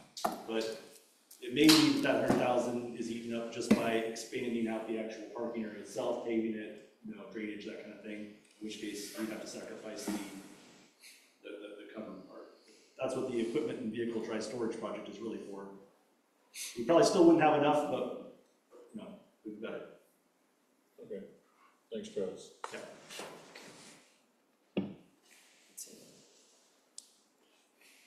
Okay. Anyone else have any comments or questions? Council Clans? Nope, okay. Thanks. Okay. All right. Chair. Oh, I'm sorry. Mr. Wilcox, didn't see you. Notice we had 0 public comment this entire session. I have what would have been my public comment, since I'm on the committee, I want Republicans. So, this is an additional cut of sorts. Go ahead and read it. This is more a policy issue than financial. I can easily find a dozen more ways to save market amounts of money. Maybe crossing them into the political bound here, but I would. 2 years ago, an increase in the stipends for mayor and councilors was being considered for implementation. Council chose to request an opinion from the CAC. The CAC discussed the issue over the course of 3 other meetings.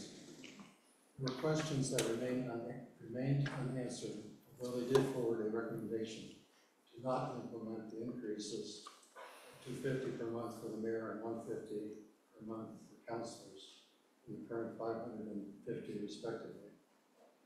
Since the CAC recommendation occurred after the annual budget committee meetings, the proposed increases were not removed until council met in June for final approval. So the full budget committee was not consulted. My reading of their discussion was that the same questions apply to the stipends themselves as applied to the proposed increases. Among the unanswered questions was what is the overall intent or purpose of the stipends. The stipend was first provided initially to the mayor only in 2005. Has been variously described as reimbursement for unspecified expenses or simply compensating the mayor for their time. Ordinance 800 added councilor stipends in 2010. It appeared to be more specific that stipends were intended for expense reimbursement, not time.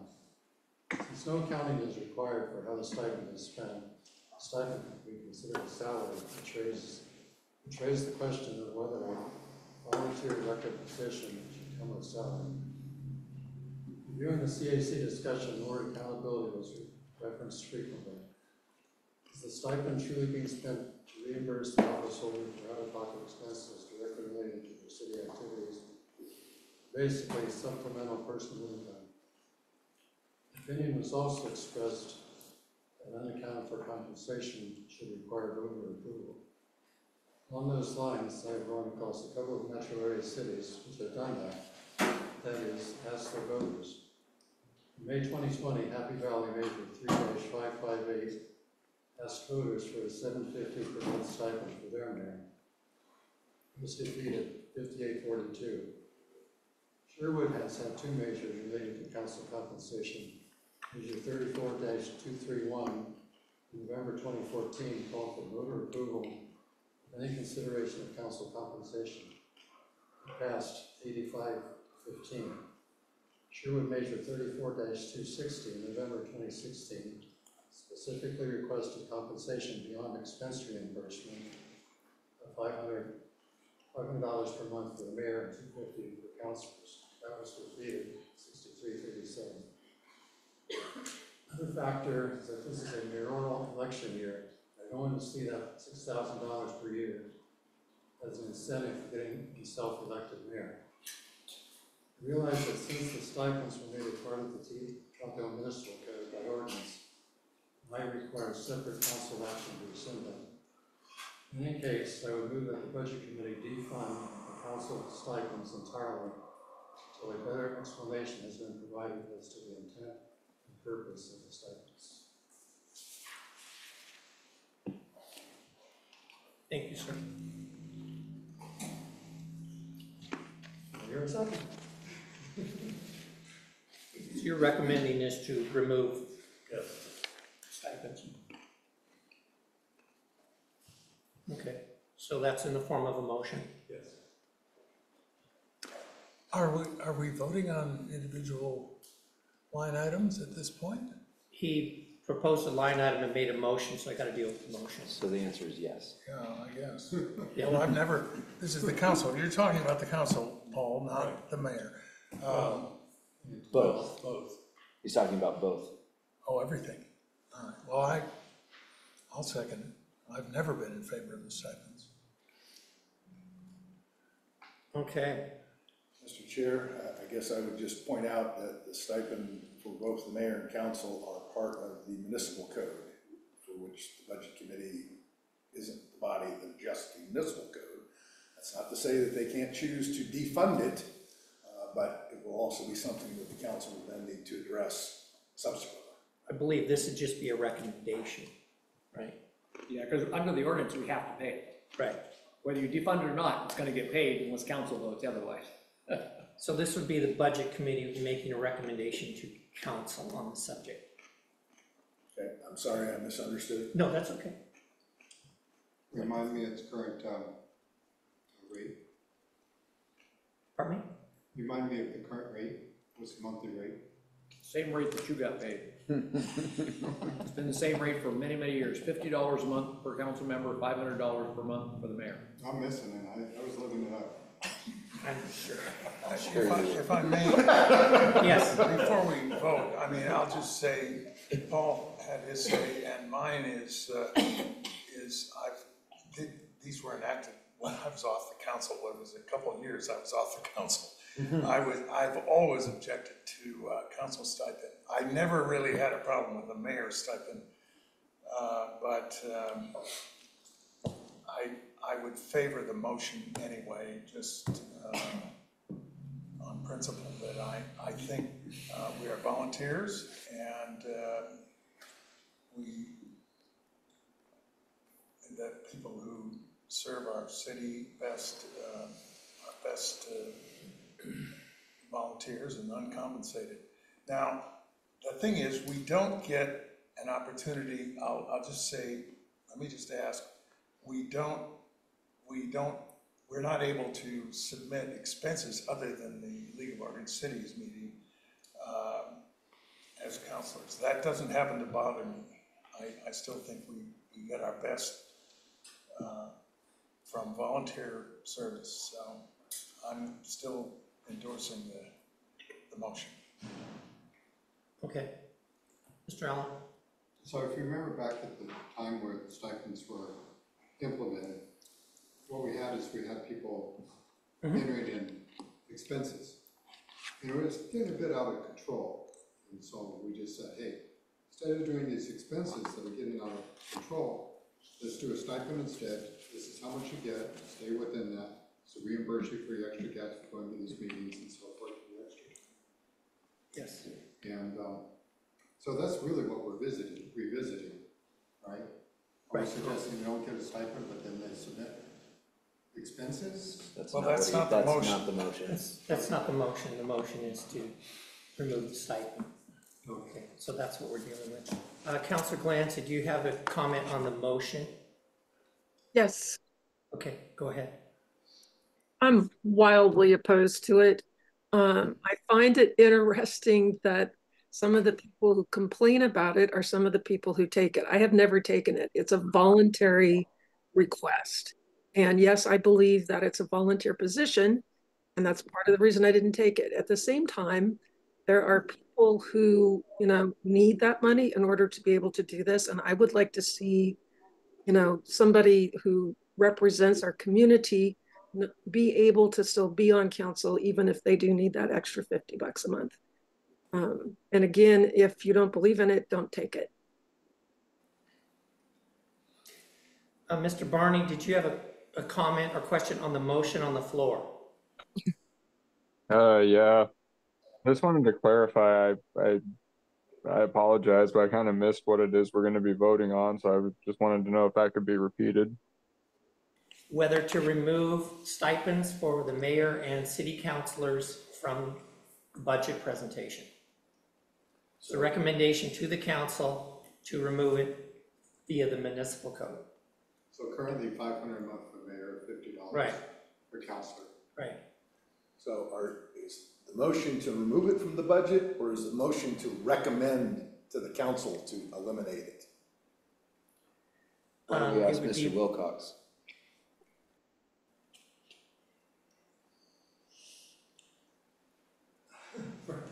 To me, from a budget committee perspective, I'm saying defund it, basically.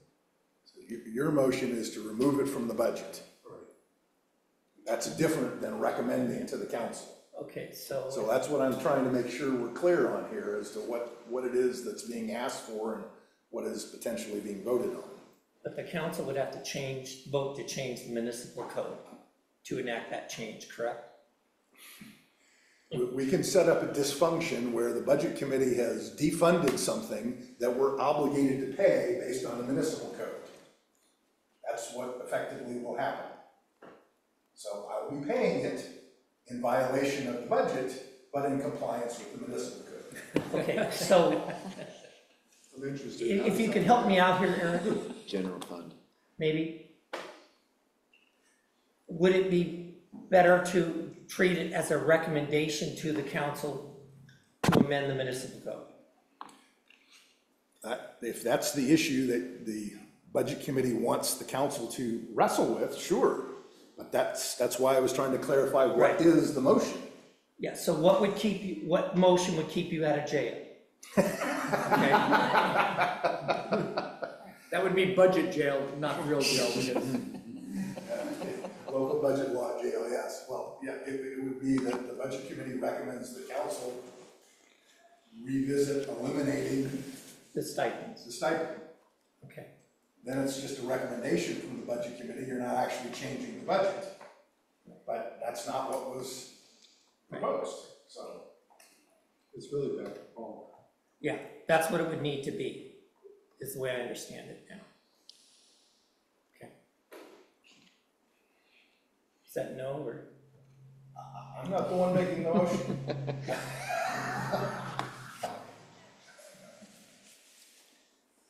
Mr. Wilcox. I acknowledged in my presentation that it being in the municipal code is definitely a sticking point. Yeah. However you want to word it, it's fine.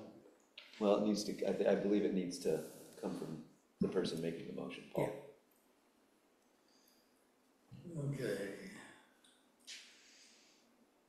Well, if you need it in the form of a recommendation, I move that the budget committee recommend that the council rescind that section of the municipal code. If you want to have the number in front of me. 2.04240, no, 2.08245. You have it in front of me. Okay. Yes. Can I make a comment on the motion and then a question? Okay. My comment is, back in 2009 when that started, council and mayor were allowed to turn in if we're going to things outside the League of Oregon Cities. And I think gas was $1.70 a gallon back then. Now it's about $5. I think, you know, Paul's right, but it's pretty much, inflation's gonna eat that up. And I worry more about opening Pandora's box, because usually when that happens, the stipends that I've seen have gone up through the roof. So, and I also remember a beloved mayor we had for 16 years, Paul Tollifer, who absolutely needed that money, or he wouldn't have been able to serve as a volunteer. And I also remember, you know, if Eric thinks he's overworked now, wait till he gets these miscellaneous random expenses. And having Eric do the work is gonna cost more than just paying this small stipend. So, and my question is, since I received the $50 a month, do I have a conflict of interest in voting on this? I think you're allowed to vote on it as long as you've declared it. Yeah. Okay. So you've identified that you are a recipient of this item, which, you know. Yeah, my hat's off to Sandy who doesn't take it. I know Dave didn't take it for a long time as well. But, Yeah, and then so I'd like to follow on declare. Councilor White's comments, yes, there was a time after Mayor Tollifer that I got repeated reimbursements more than once a month from a certain elected official, and it was, you know, it's part of what caused the municipal code to be changed and to be locked down as tightly as it is, because as it was commented, things got out of hand. And part of that discussion was, okay, elected officials need to go sit at Starbucks and meet with a constituent. Having the stipend was a way to allow them to buy coffee or to pay for paper that they're printing out packets from their home printer, or, you know, any other kinds of miscellaneous expenses that they incurred individually as a result of their volunteer work. The $50 was never intended to be a income source necessarily to help sustain them, but it was viewed that, yeah, there's incidental out-of-pocket costs that the counselors incur. And that was what the intent was, so that I wasn't getting receipts that I had to process for $17.95 and it costing the city $15 to process and do that accounts payable check.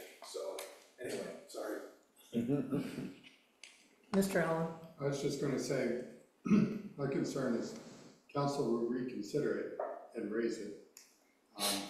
And I would have to agree with the statement, I'd like to see a volunteer council. I don't want it to get so much that it becomes a viable job for somebody. Sorry. Sorry, Dave. So. I have a job. Yeah, that'd be my only concern. Okay. Just a second. Mr. Whitman? Yeah, I just want to make a comment as well, to kind of chime in with Sandy, whether the quality or the citizenry of Troutdale shouldn't be hindered by the fact that they're not going to apply for a council or a mayor job and run because they can't afford or need or pay a little extra gas or how much it might cost them. I mean, it doesn't seem like a whole lot of money that could mean a lot to somebody, though, and make the difference if they run or don't run. So I would just like to see, maybe it's babysitting when they come, maybe it's something, another expense, but it shouldn't cost somebody to come and be on council or run for mayor. First of all, the motion is to recommend to council eliminating the stipend. Correct. Not to reinstate reimbursement of expenses submitted. That isn't part of the motion. Correct. I wouldn't favor that, but and for many years, been on the council long enough that for many years, there was no stipend for councilors. I think the mayor always had some sort of stipend, but on principle, I favor the motion recommending eliminating the stipend, but not reinstating some sort of expense program that was costly for staff. And I don't think the the maker of the motion, Paul, intended that to be part of it. So that's why I would still second the motion. Yes, I didn't take the stipend for many years until somebody submitted a petition to, I don't know, that was gonna cost me like $500 to file a court action against it. And I thought, why am I doing this? I might as well, this is only because I'm a counselor, and I did start taking it, and I could admit I did. And I do now, and I declare that as a, I declare that I am taking the stipend at this time. But I do favor eliminating it, and always have. So I'll stick to my guns on that. I would agree with you, Stevens. Okay. Would it be okay if we voted now? Okay, fair enough. Please. Counselor White?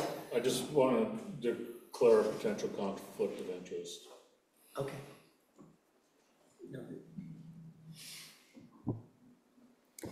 Okay, Heidi Timmerman. Yes. Counselor Caswell. No. Chris Barney. Can you come back to me? Counselor 1 is not here. Paul Wilcox. Yes. Counselor White. No. Victoria Rizzo. No. Counselor Wittrin. No. Rich Allen. No. Counselor Glantz. No. Tanny Stephenson. No. Mayor Lauer. No. Jean Bent. No. Counselor Ritma. Yes. And Chris Barney. No. That fails. Okay, that one fails. Okay. Now we'll move on. Mayor Lauer. I wanted to make a comment really quick about, I think everybody's questions that leading up to tonight were relevant. I think they were well stated. I think staff did an exceptional job answering all the questions to the best of their ability. I want to commend Ray for coming back with an additional, I don't have the math in front of me, but maybe 700,000 more in cuts. I don't necessarily agree with all of them, but I get the intent behind it, and I get the intent behind what led the budget committee asking staff for more of a cushion to add to our unappropriated ending fund balance for the next fiscal year. So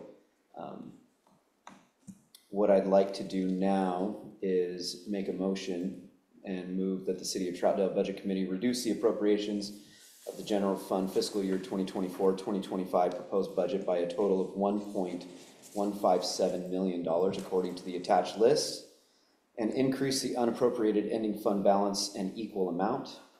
Staff is further directed to continue to look for additional ways to reduce general fund spending for fiscal year 2024-2025. Question. Point of order on the motion. Yes. I don't think the chair was there yet, asking for a motion. I don't think we're there on the agenda. In fact, we haven't heard from the chair. It's not a motion to approve the entire budget, it's a motion to approve and stick to this list. Yeah, I understood that. It's a motion to approve the list only. Correct. Right. Question. Second. Hang on a second. Seconded by Counselor Glantz. Right. Hold this phone for a second.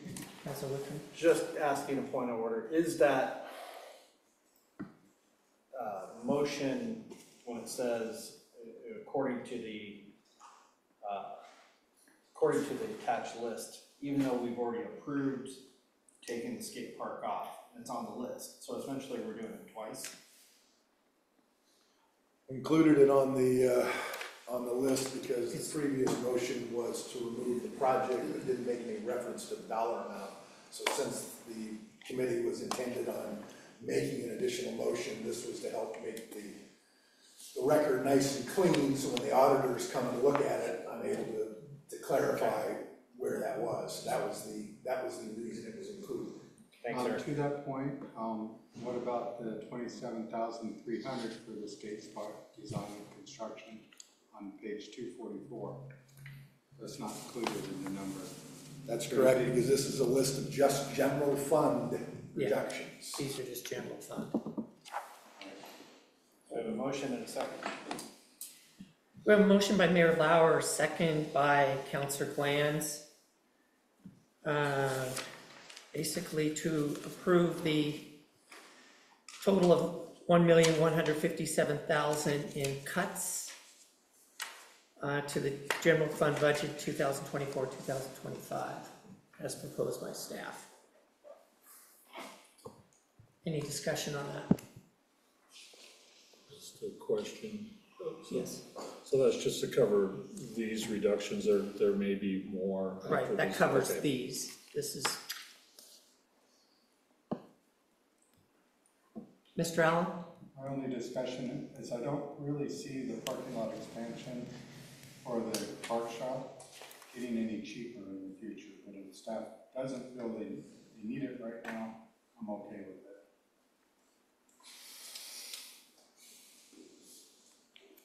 More of a comment than a discussion. Yeah. Well,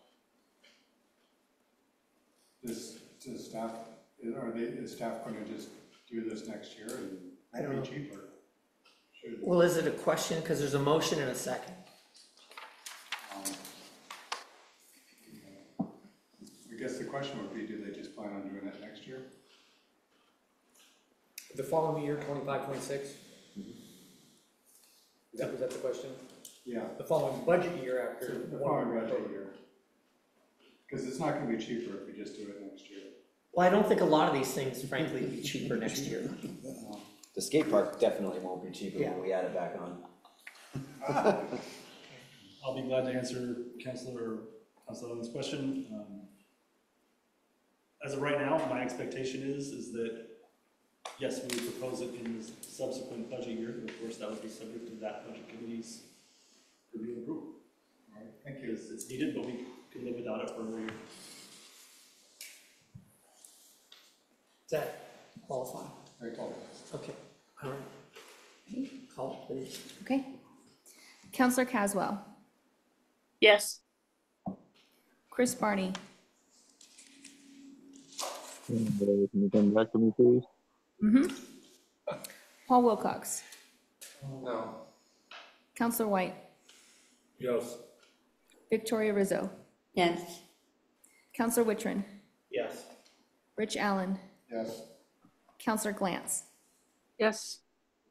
Tanny Stephenson, Yes. Mayor Lauer, Yes. Jean Bent, Yes. Counselor Ritma, Yes. Heidi Timberman, Yes. and Chris Barney.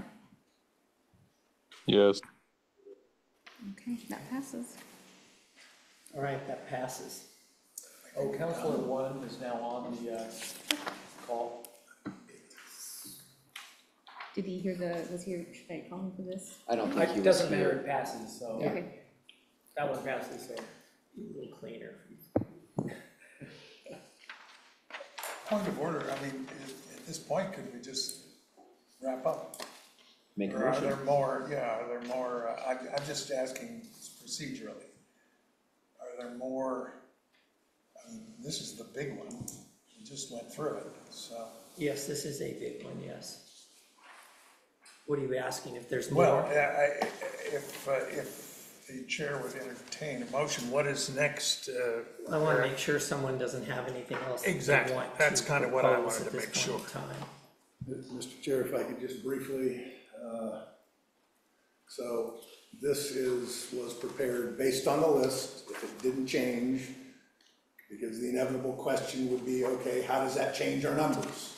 So, it shows the two different line items that were adjusted by the list of changes, shows the 1,157,000 at the bottom, and it shows the unappropriated ending fund balance increasing to the 3.7.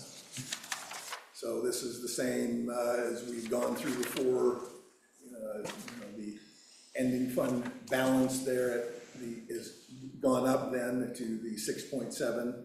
So that's the chart updated. The blue line now represents what you just adopted, the orange line was what it was last Wednesday, I lose track of my day, Wednesday night. So just in terms of you wanting to understand how did your actions change because you wanted to have an impact on the ending fund balance. So it's now at 6.7 rather than 5.6 as was previously predicted. Thank you, Mr. Chair. Okay. All right, does anyone have any other amendments to the budget that they'd like to propose at this time? I think that's where we're at right now. Councilor White. I brought some up, so I don't know if there's any interest in any of those items with the committee. And I'd also like to hear, Tanya, you, to me, have probably put the most time in and have the best handle on the budget.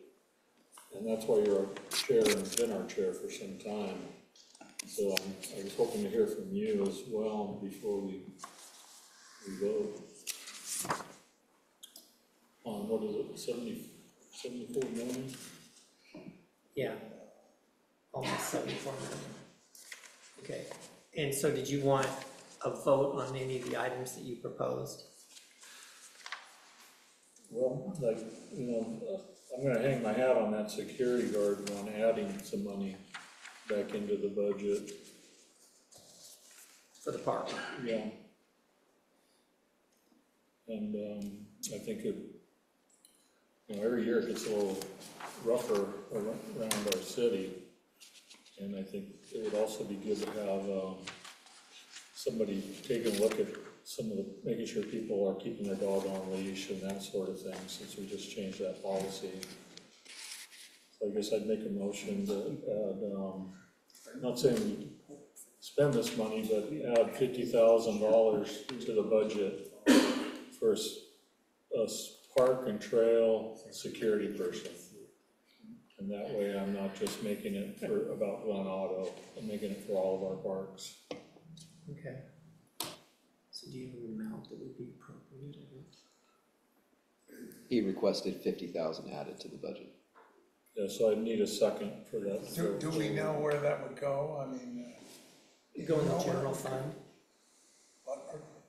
It would go in the general fund. What I would take that motion to mean is that you probably should be putting $50,000 into contract services in the Parks Department budget for security, and then we would hire security guards as appropriate and were necessary. I guess that would be the place that staff would utilize it if that's what the committee wanted to do. Well, I would second that. Okay, we have a motion and a second to increase the parks budget by $50,000 for security services. Do I have that right? Okay. In lieu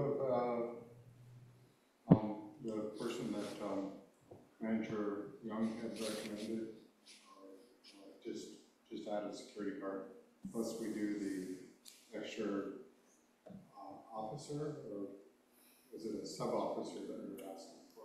We already have, under our contract, 950 hours of sheriff's deputy during the summer months that we currently utilize for security. It used to be limited to Glen Auto Park, but essentially they're deployable everywhere, anywhere we think they should go, with the first priority being Glen Auto Park when it looks like we're gonna have a good crowd down there. So theoretically, that person, if we had a concern about illegal activity in a park, we could have that person spend time up there also. So we have some flexibility. This just gives us more flexibility. I can't say it's a bad idea at this point. I can't give an opinion on the impact. Because a lot of it is, I'll just say, it just depends on who you hire and what they're amenable to do. I know Reynolds School District, before they finally got the resource deputies back last year, had a security company on campus. Let's just say they didn't want to keep them any longer than they had to, because they were not really very effective. at the school. I don't know if it means the same here, but I mean, we have those other resources. It couldn't hurt. I just don't have an opinion either way. It's not a bad idea. I think our suggestion again is we thought we'd wait a year to ask for that because again, just as we've all talked about, let's not add too much onto next year's budget. Not really sure what our fire and police are going to be. But if you put it in there, we definitely enhance security in your parks. So I guess I bounced around on that one. Didn't give you a straight answer then. Question on the motion? Yeah. Ray, you said you already allotting 900 and some hours with the sheriff? Let's try to create this big story into a shorter story. Yeah. The Troutdale City Council, and some of you were on it back then, wanted to do their best they can with the Multnomah County Sheriff's Office to recreate what the services we had with the Troutdale Police Department. And one of those areas is the Troutdale Police Department had 2 full-time officers who spent 9 months of the year on assignment at the Reynolds School District. They were the school resource officers. But when school lets out in June, they got nothing to do for 3 months. So they were assigned to Glen Auto Park as 2 deputies, which would be 1/4 of the year for 2 deputies equals 0.5 FTE. So in the contract with the Multnomah County Sheriff, it says we shall have 950 hours, which is roughly 0.5 FTE, of sheriff's deputy assigned to Glen Auto Park during the summer months. That's essentially 2 deputies, 40 hours a week each at the park. Well, the account with staffing and the way they account for things, I won't get into the details, but I'll just say the sheriff's office for a number of years did a lot of creative accounting, how to get that 950 hours, which really didn't provide good security coverage for that park or any other park. And they felt because the contract said provided in Glen Auto Park, that means they had to put deputies in Glen Auto Park in a pouring down rain Friday morning when nobody else was there, because that's what the contract said they had to do, and so they fulfilled their duty for that. Sometimes when they had, they would have a roll call. They would have roll call down at the Sam Cox building, and they'd have 15 deputies in the building, all for an hour, and they put down 15 hours of credit for in the park that day. Okay. There were 15 deputies in the park, they were, and they would have provided security if it was needed, but it might have been raining outside, I don't know.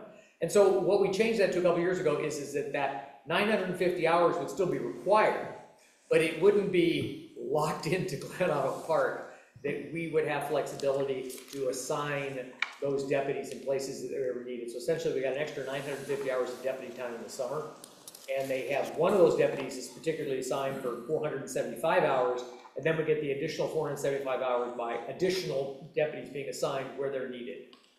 Whether it's First Friday, whether it's movies in the park. I mean, if you notice this last year, it was great. Movies in the park, we had 2 deputies at movies in the park. When you have 500 or 600 people, it's nice to have 2 deputies up there. It really helps.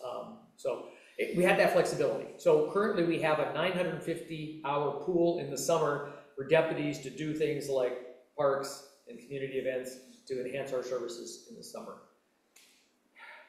It's a longer story, which you're surprised because that was a long story.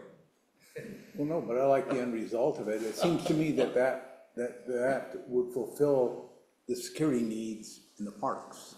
I'm not saying that we wouldn't get more security in the parks with Councilor White's suggestion, but that's what we have now. But with that much flexibility that you now have, instead of assigning just one park, and it now can be other parks and other functions, wherever you deemed appropriate, it seems to me that's plenty of security. Well, we have to check if that's also Councilor White's intent, right? Can you clarify your motion? Yeah, first I'd like to respond to Ray, then I'll clarify the motion. One, I don't think it was smart to do any changing right before the contract, because we've made it more difficult now. It's gonna cost us more to get the service we once had. And before we switched to Multnomah County, there was 2 full-time officers in the park from May 1st till Labor Day. And they also had up to 3 reserve officers, and they were riding the quads down there. Now there's 4 ordinances that need to be enforced in the park. One's no alcohol in the park. no fires in the park, no dogs in the park. Oh man, what's the fourth? I'm not sure I wrote it down.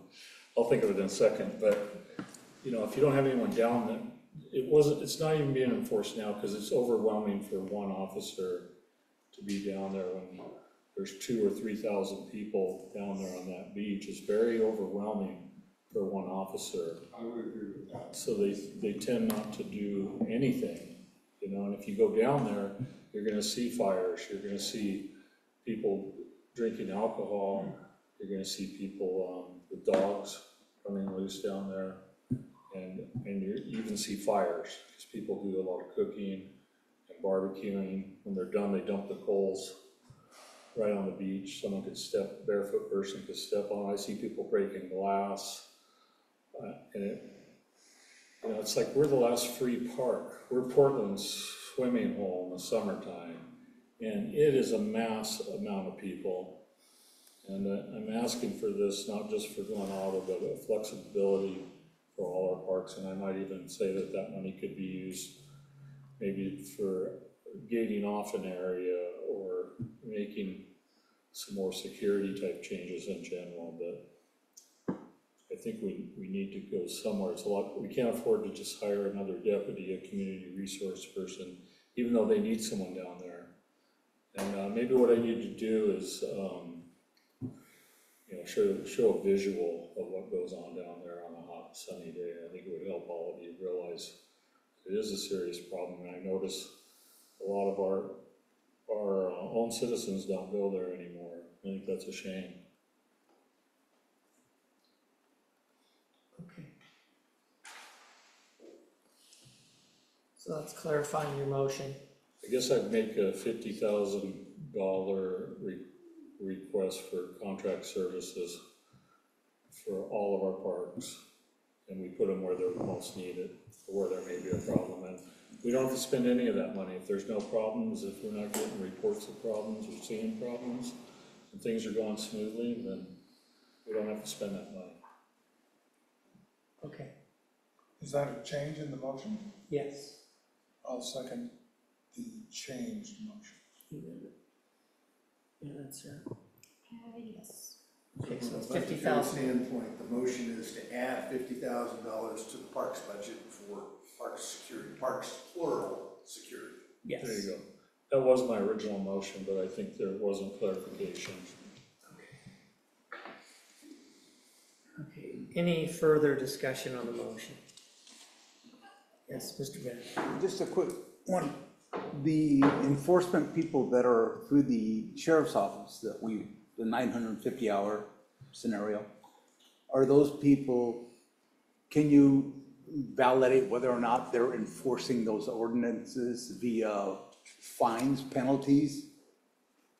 A couple things. One, Councilor White is right. If there's just one down there, it makes it really hard on your own to do stuff. And that's why several weekends last summer when it was really busy, the sheriff's office put 2 people down there just for that reason. I haven't looked at the ticket issues, Sarah. Yeah, I don't know that there were more tickets issued down there. I remember the good old days when I used to see all that stuff. I knew how many glass in the park and how many jumping from the bridge. I don't think anybody jumps from that bridge anymore. They do. Do they? They do. I haven't seen a ticket in a while. We need to get somebody down there to write that ticket. Okay, it is dangerous.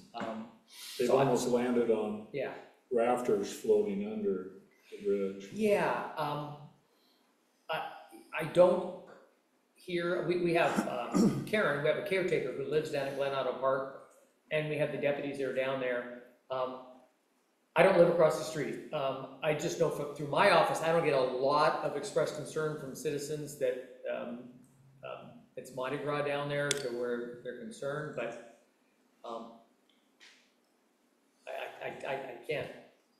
I don't have the detail on that, so.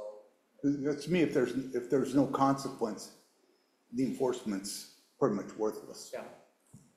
So without the consequence, If they get that's tickets, why I asked that. If they get tickets, there's consequences. Well, that's what I'm 'Cause saying. we That's make why I our was own asking court. about it. Okay. And that might be a reason to vote for the motion. Okay. Any further discussion? Can we vote on the motion? Okay, Sarah, call the roll, please. Counselor One, Yes. Paul Wilcox, Yes. Counselor White, Yes. Victoria Rizzo, Yes. Counselor Wittrin, No. Rich Allen, Yes. Counselor Glantz, No. Tanny Stephenson, Yes. Mayor Lauer, No.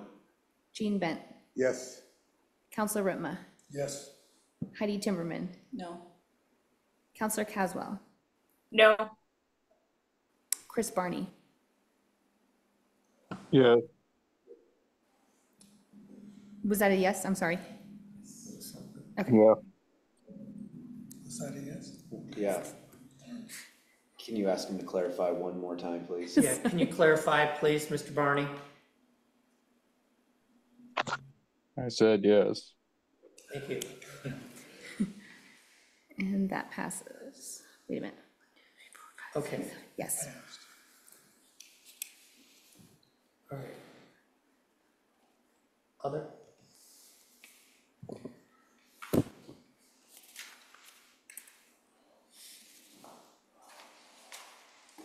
Anyone have any line items they want to propose? Any other ones?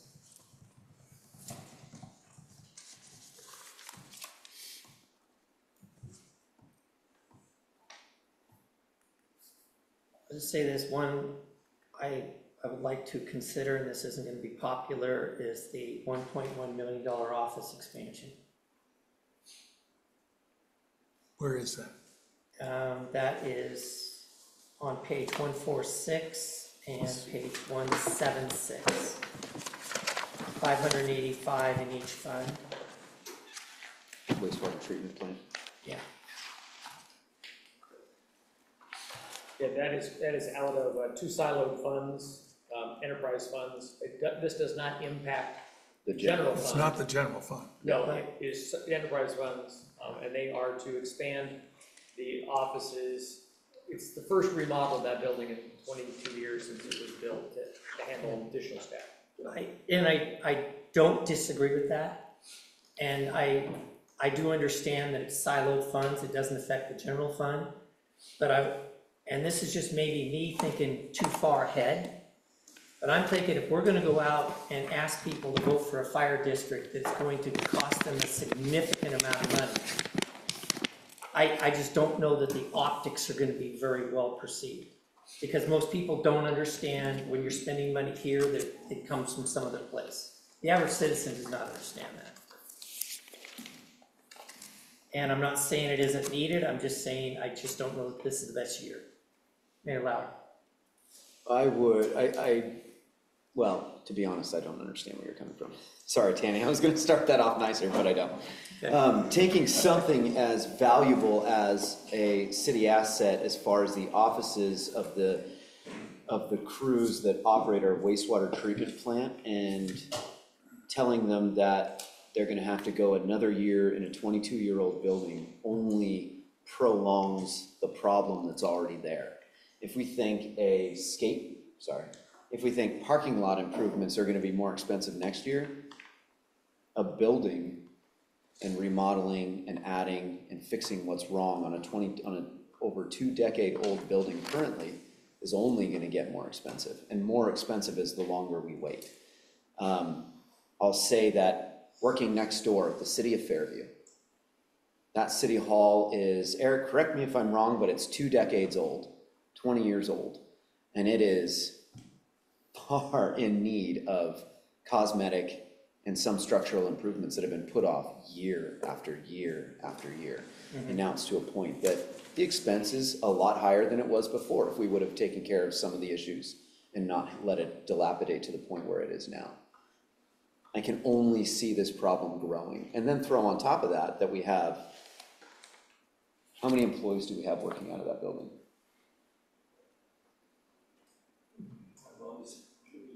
8 or 9? 9. 9 employees that are in charge of making sure that our toilets flush and making sure that we have a habitable city.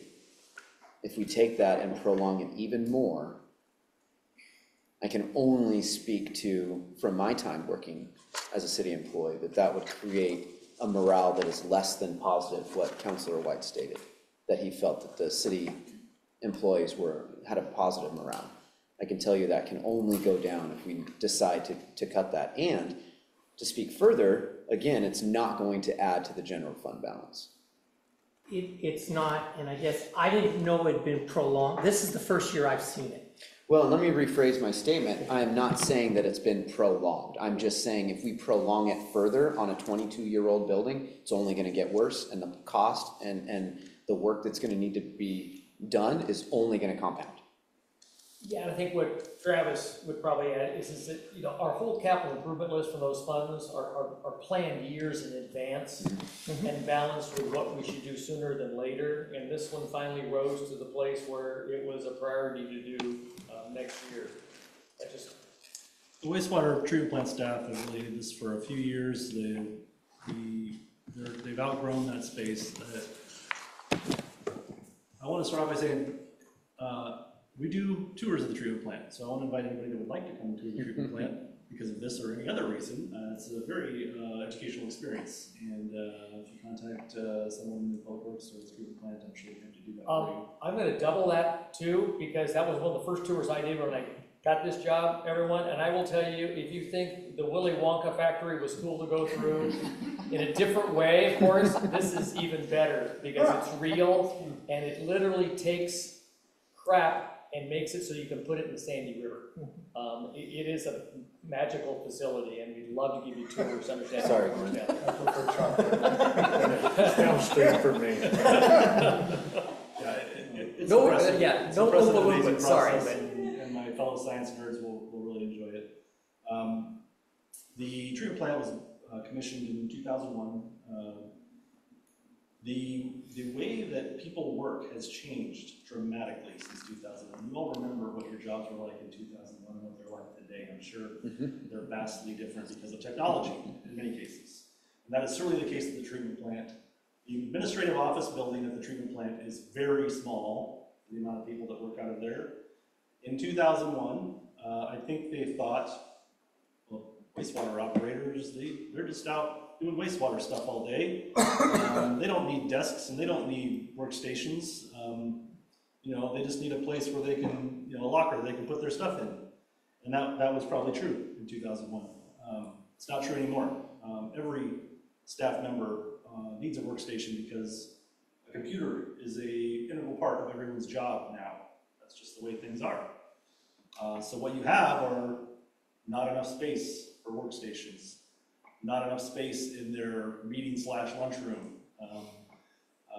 I didn't think we were going to be talking about non-general fund stuff tonight, so I didn't bring some of the photos, copies of photos to pass around that I didn't have from down there. But we have one operator whose workstation is in the hallway. He sits at a counter that was intended to be like where you lay out stuff for the copier. That's his workstation.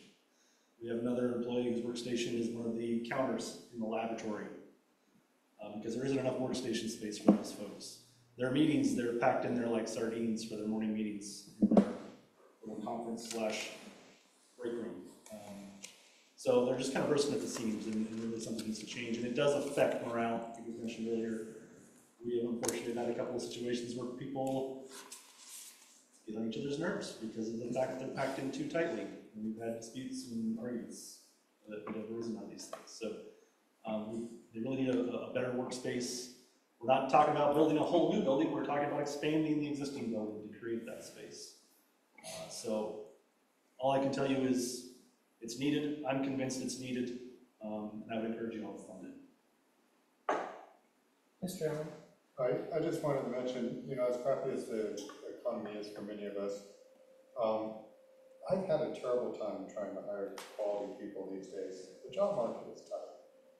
And you know, I gotta say that a much overdue remodel of this facility even makes the retention better than I think we need to realize that we're in competition for the employees with other organizations, not just other cities. And you know, I'd like to keep them happy. I would just like to say that's very well said. The market for operators, water, wastewater is extremely difficult these days. I'm sure Mayor Lauer can attest to that. I'll give you an example recently. Traditionally, you would see a lot of flyers come around from headhunting firms for public works directors, engineers even, management positions.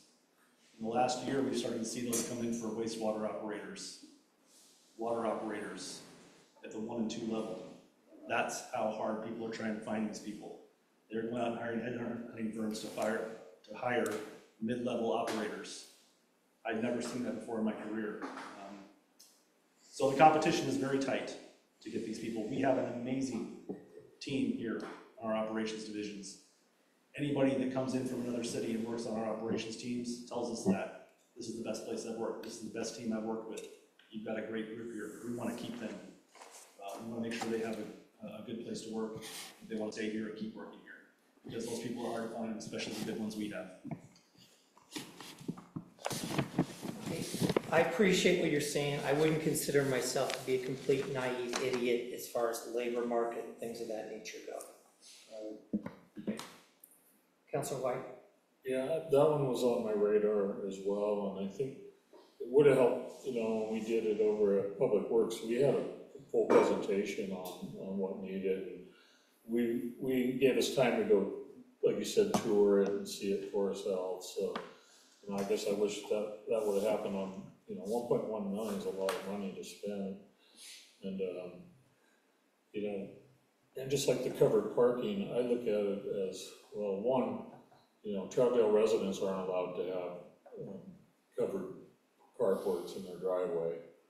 And we keep our cars till they have almost 400,000 miles on them, some of us, but I just feel like the public works equipment gets used up, because you know, it's just like commercial equipment for a landscaping company. They use that stuff every day and it gets worn out. And I think we're good about replacing it efficiently. And I don't think having it covered really buys us anything. But this is where I might be offending staff, but you know, these are questions that I have. And then there's an old saying, you know, build it and they will come. You know, I worry about, I look at all the buildings this city has. You know, we've got a parks building, a public works building, a sewer treatment plant building. You know, we leased 3 buildings for our executive department and city hall. It's a lot already to me for a city this size. When you compare it to other smaller cities, they don't have anywhere near what we have. So I guess what I'm trying to say is it would have been nice to actually seen what you guys need.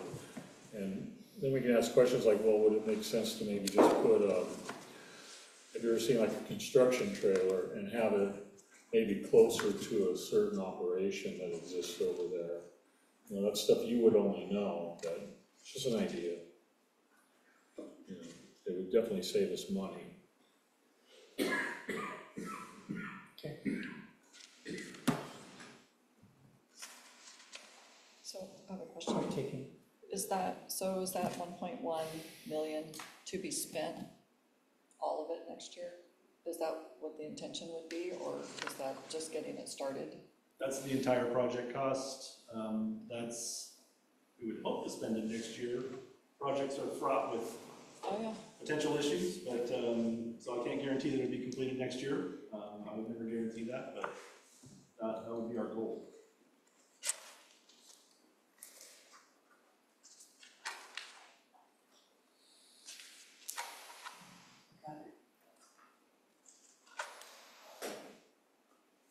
Okay.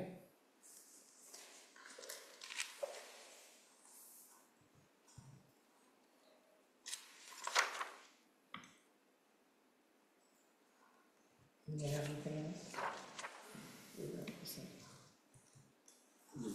Was that a motion? I can't remember now that you were making. I made a suggestion and I didn't think it flew very far, kind of went. Okay. I understand, and I just want to clarify, I would never intentionally do anything to demean our staff.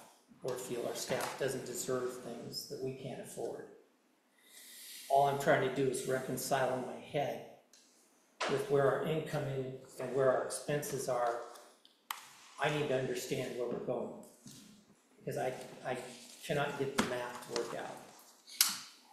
And that's just me personally, and I'm probably the minority, but I just have trouble with it.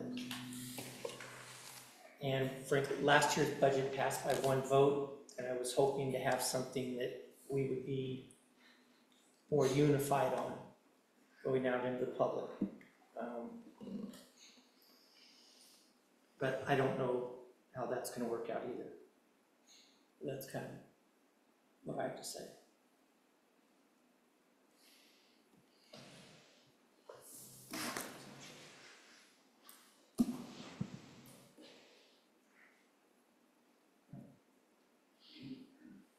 Yeah, let's go. Okay. You ready to proceed to the motion? I think so, unless someone else wants to offer something.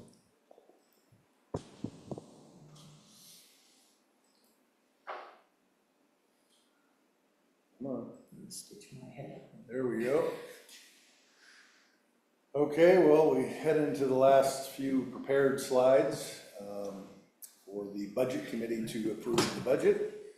So the staff requests, we have 3 staff requested motions. The first is that the City of Troutdale Budget Committee approve the property tax levy in the full permanent rate of 3.7652 per thousand of assessed value for the fiscal year 2024-2025 for the operating purposes in the general fund. So moved. Wait. Second. He got you. Okay, who's seconding? Well, I did. Councilor Rittman. Okay, we have a motion by Councilor Wittrin, second by Councilor Rittman. City of Troutdale Budget Committee approved the property tax levy in the full permanent rate of 3.7652 per thousand of assessed value for fiscal year 2024-2025 for operating purposes in the general fund. Any discussion on the motion? Yes. Yes. We have a voting member that just left. I'm sure it's gonna pass with flying colors.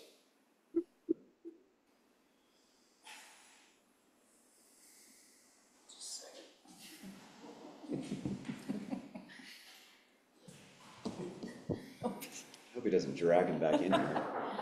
It's gonna be awkward for everybody. Should we turn off the recording?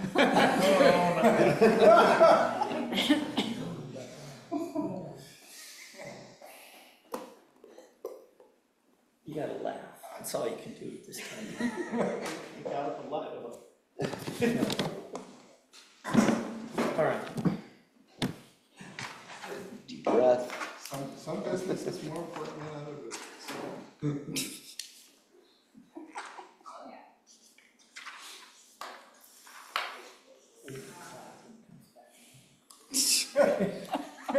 My discussion topic is ended. Sorry, I was hoping for a break. We'll get a break hopefully here soon, at home. Yeah. Wait. Okay, any discussion on the motion? Okay. Sarah, call the roll. Ready? Okay. Paul Wilcox. Yes.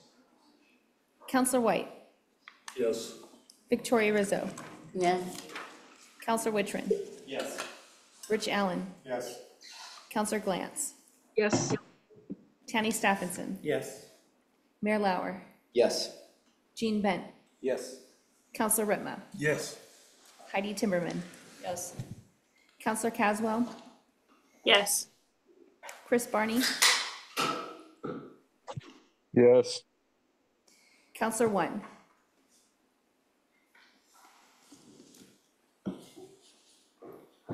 Is Counselor One still on? Yeah. Yes, can you hear me? Oh, yes. We're Yes. voting on the text. Okay. Yes. Thank you. That passes. That'd be a real shame if that one didn't pass. Mr. Chair, staff requests that the, so moved motion that the City of Troutdale Budget Committee approve the property tax levy in the amount of $356,000 for the fiscal year 2024-2025 for payment of the general obligation bond principal and interest in the debt service fund for the police facility bonded indebtedness. So moved.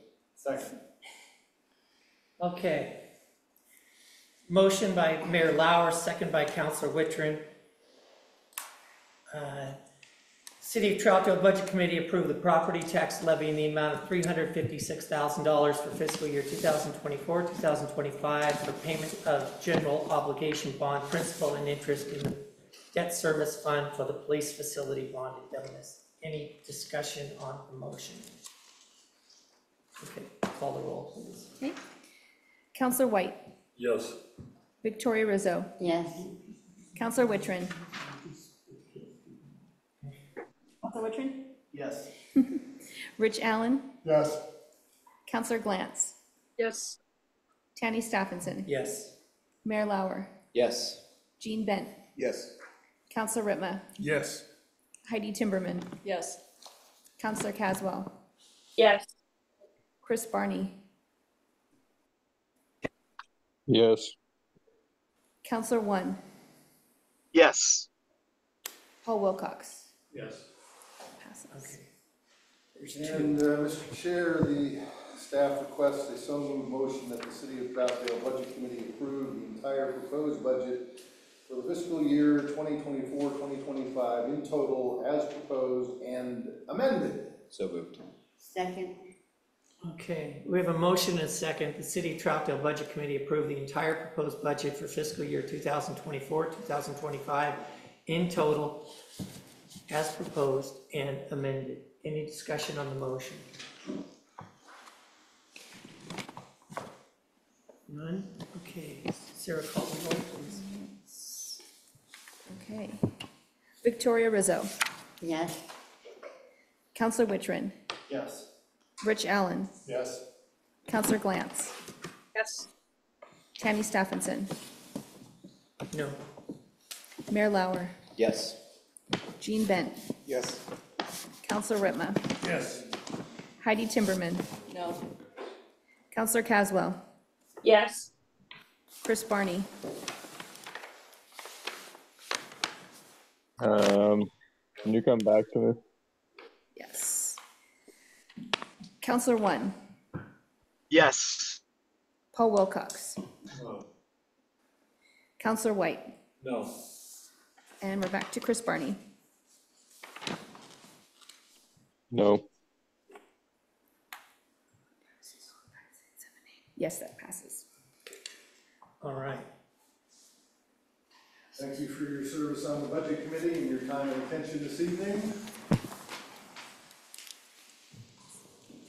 You're up there. Closing comments. Only closing comment is thank you so much for your time. It is a lot of hours.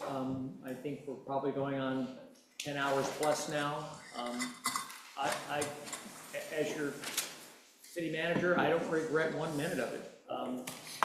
For the citizens to feel that they got a chance to run this budget through its paces and ask questions, I think is wonderful.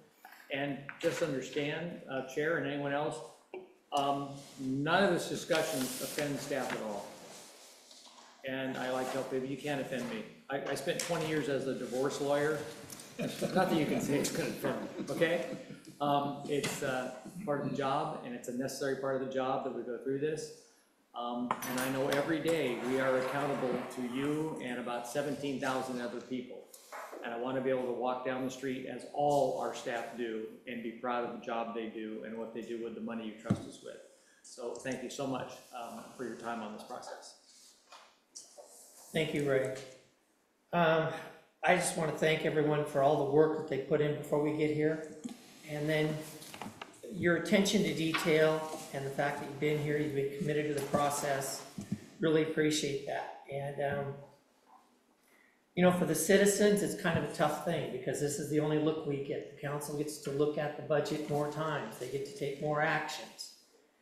And that's the way it is. I just ask that the council kind of remember that.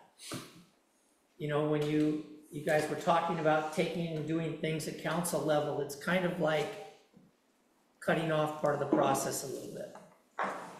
And sorry that that discussion got as contentious as it did, but I think we do have a process, and we need to try to follow that process as closely as we possibly can.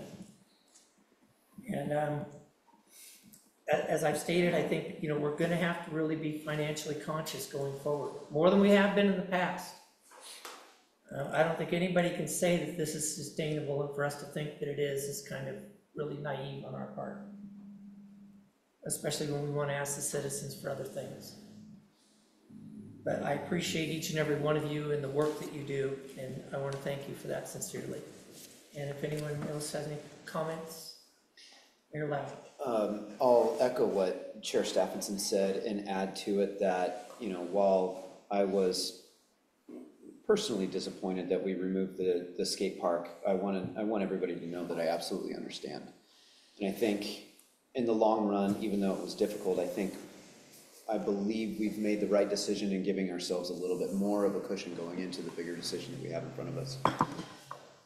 In saying that, I want to thank Chair Stephenson for his leadership. This was a contentious budget process this year, more so than I can remember in the previous years. And I want to say it's difficult to lead a body of elected leaders and then citizens that have stepped up on their own to be responsible for the city that they reside in. So I want to say it's not an easy job, and I appreciate your leadership and carrying us through this. Thank you. You did a good job. Appreciate that. Mr. Barney, you had your hand up? Yeah, I just wanted to say thank you to everybody for the work we've all put in. It's been an interesting discussion this year. Thank you. Council Wittry? Yeah, I'll just chime right in as well. To me, there's nothing more important right now, especially being on the working group, is police and fire coming up, and taking the extra time to take a little bit out of the budget just to be a little more prepared. I think hopefully it'll speak volumes to the public that we're preparing and we know what's coming on the horizon. So thank you everybody for the hard work. It was great working with you. Yeah, Ms. I'd just Timmerman? like to thank everybody. This has been a very eye-opening experience for me, and everything that everybody said, I agree with. There's just no way. You guys are so passionate about what you're doing, and you care about the city, and you care about us in Troutdale. And even though it might be contentious, which I don't know if it was, but just that it matters to you. And if we didn't have these conversations, then I'd be questioning why you're even here. So. Mr. Allen? I just want to mention that excellent job by everybody. I would have been disappointed if we didn't talk things out and get answers to questions. And I appreciate the process. And I'm definitely going to take what our chair has said to us to heart and reflect and watch for future meetings and how they come out, because we all love and care about Troutdale. And we want to see a vibrant, functioning city, and all of you help do that, so I appreciate everybody's input on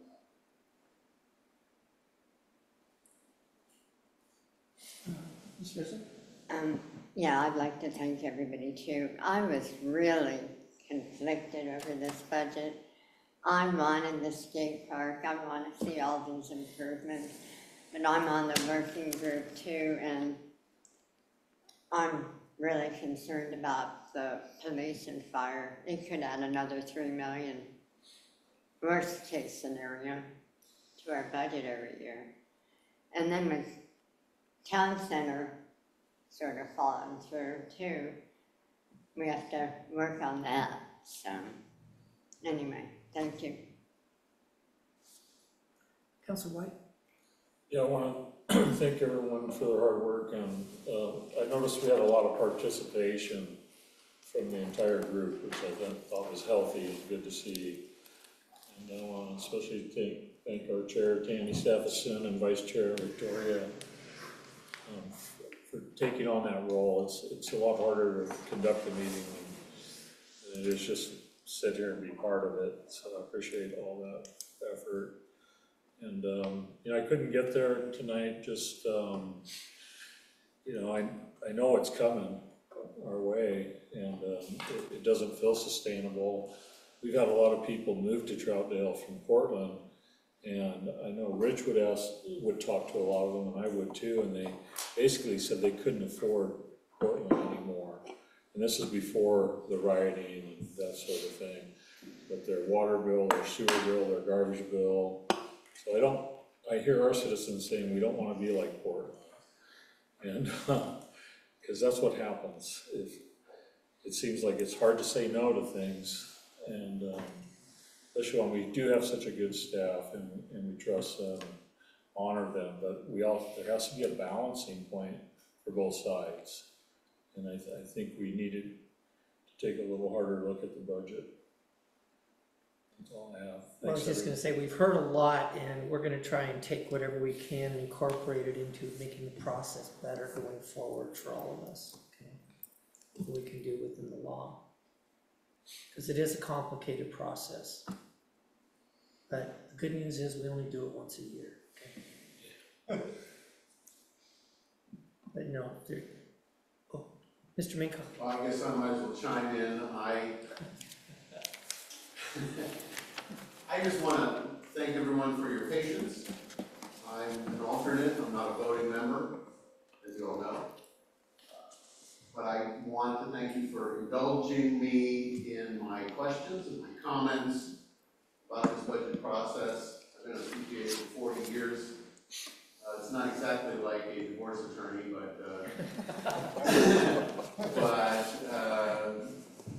I had some governmental accounting experience, but that was about 35 years ago. So I definitely needed a refresher course, and this has provided that. So anyways, thank you all. Thank you. Thank you. Councilor Glantz, do you have anything? I was just about to raise my hand. I was just going to say thank you to everybody, and especially Chair Stephenson. And I feel pretty good about where we ended up. I think there were a lot of us that wanted to see more, and there were a lot of folks that wanted to see less. So I think we came to a pretty good middle point. And that's something that's hard to do these days. Sometimes if everyone goes home unhappy, it's a good thing. I think that's a definition of a compromise. Yeah. Okay, unless anyone has anything else?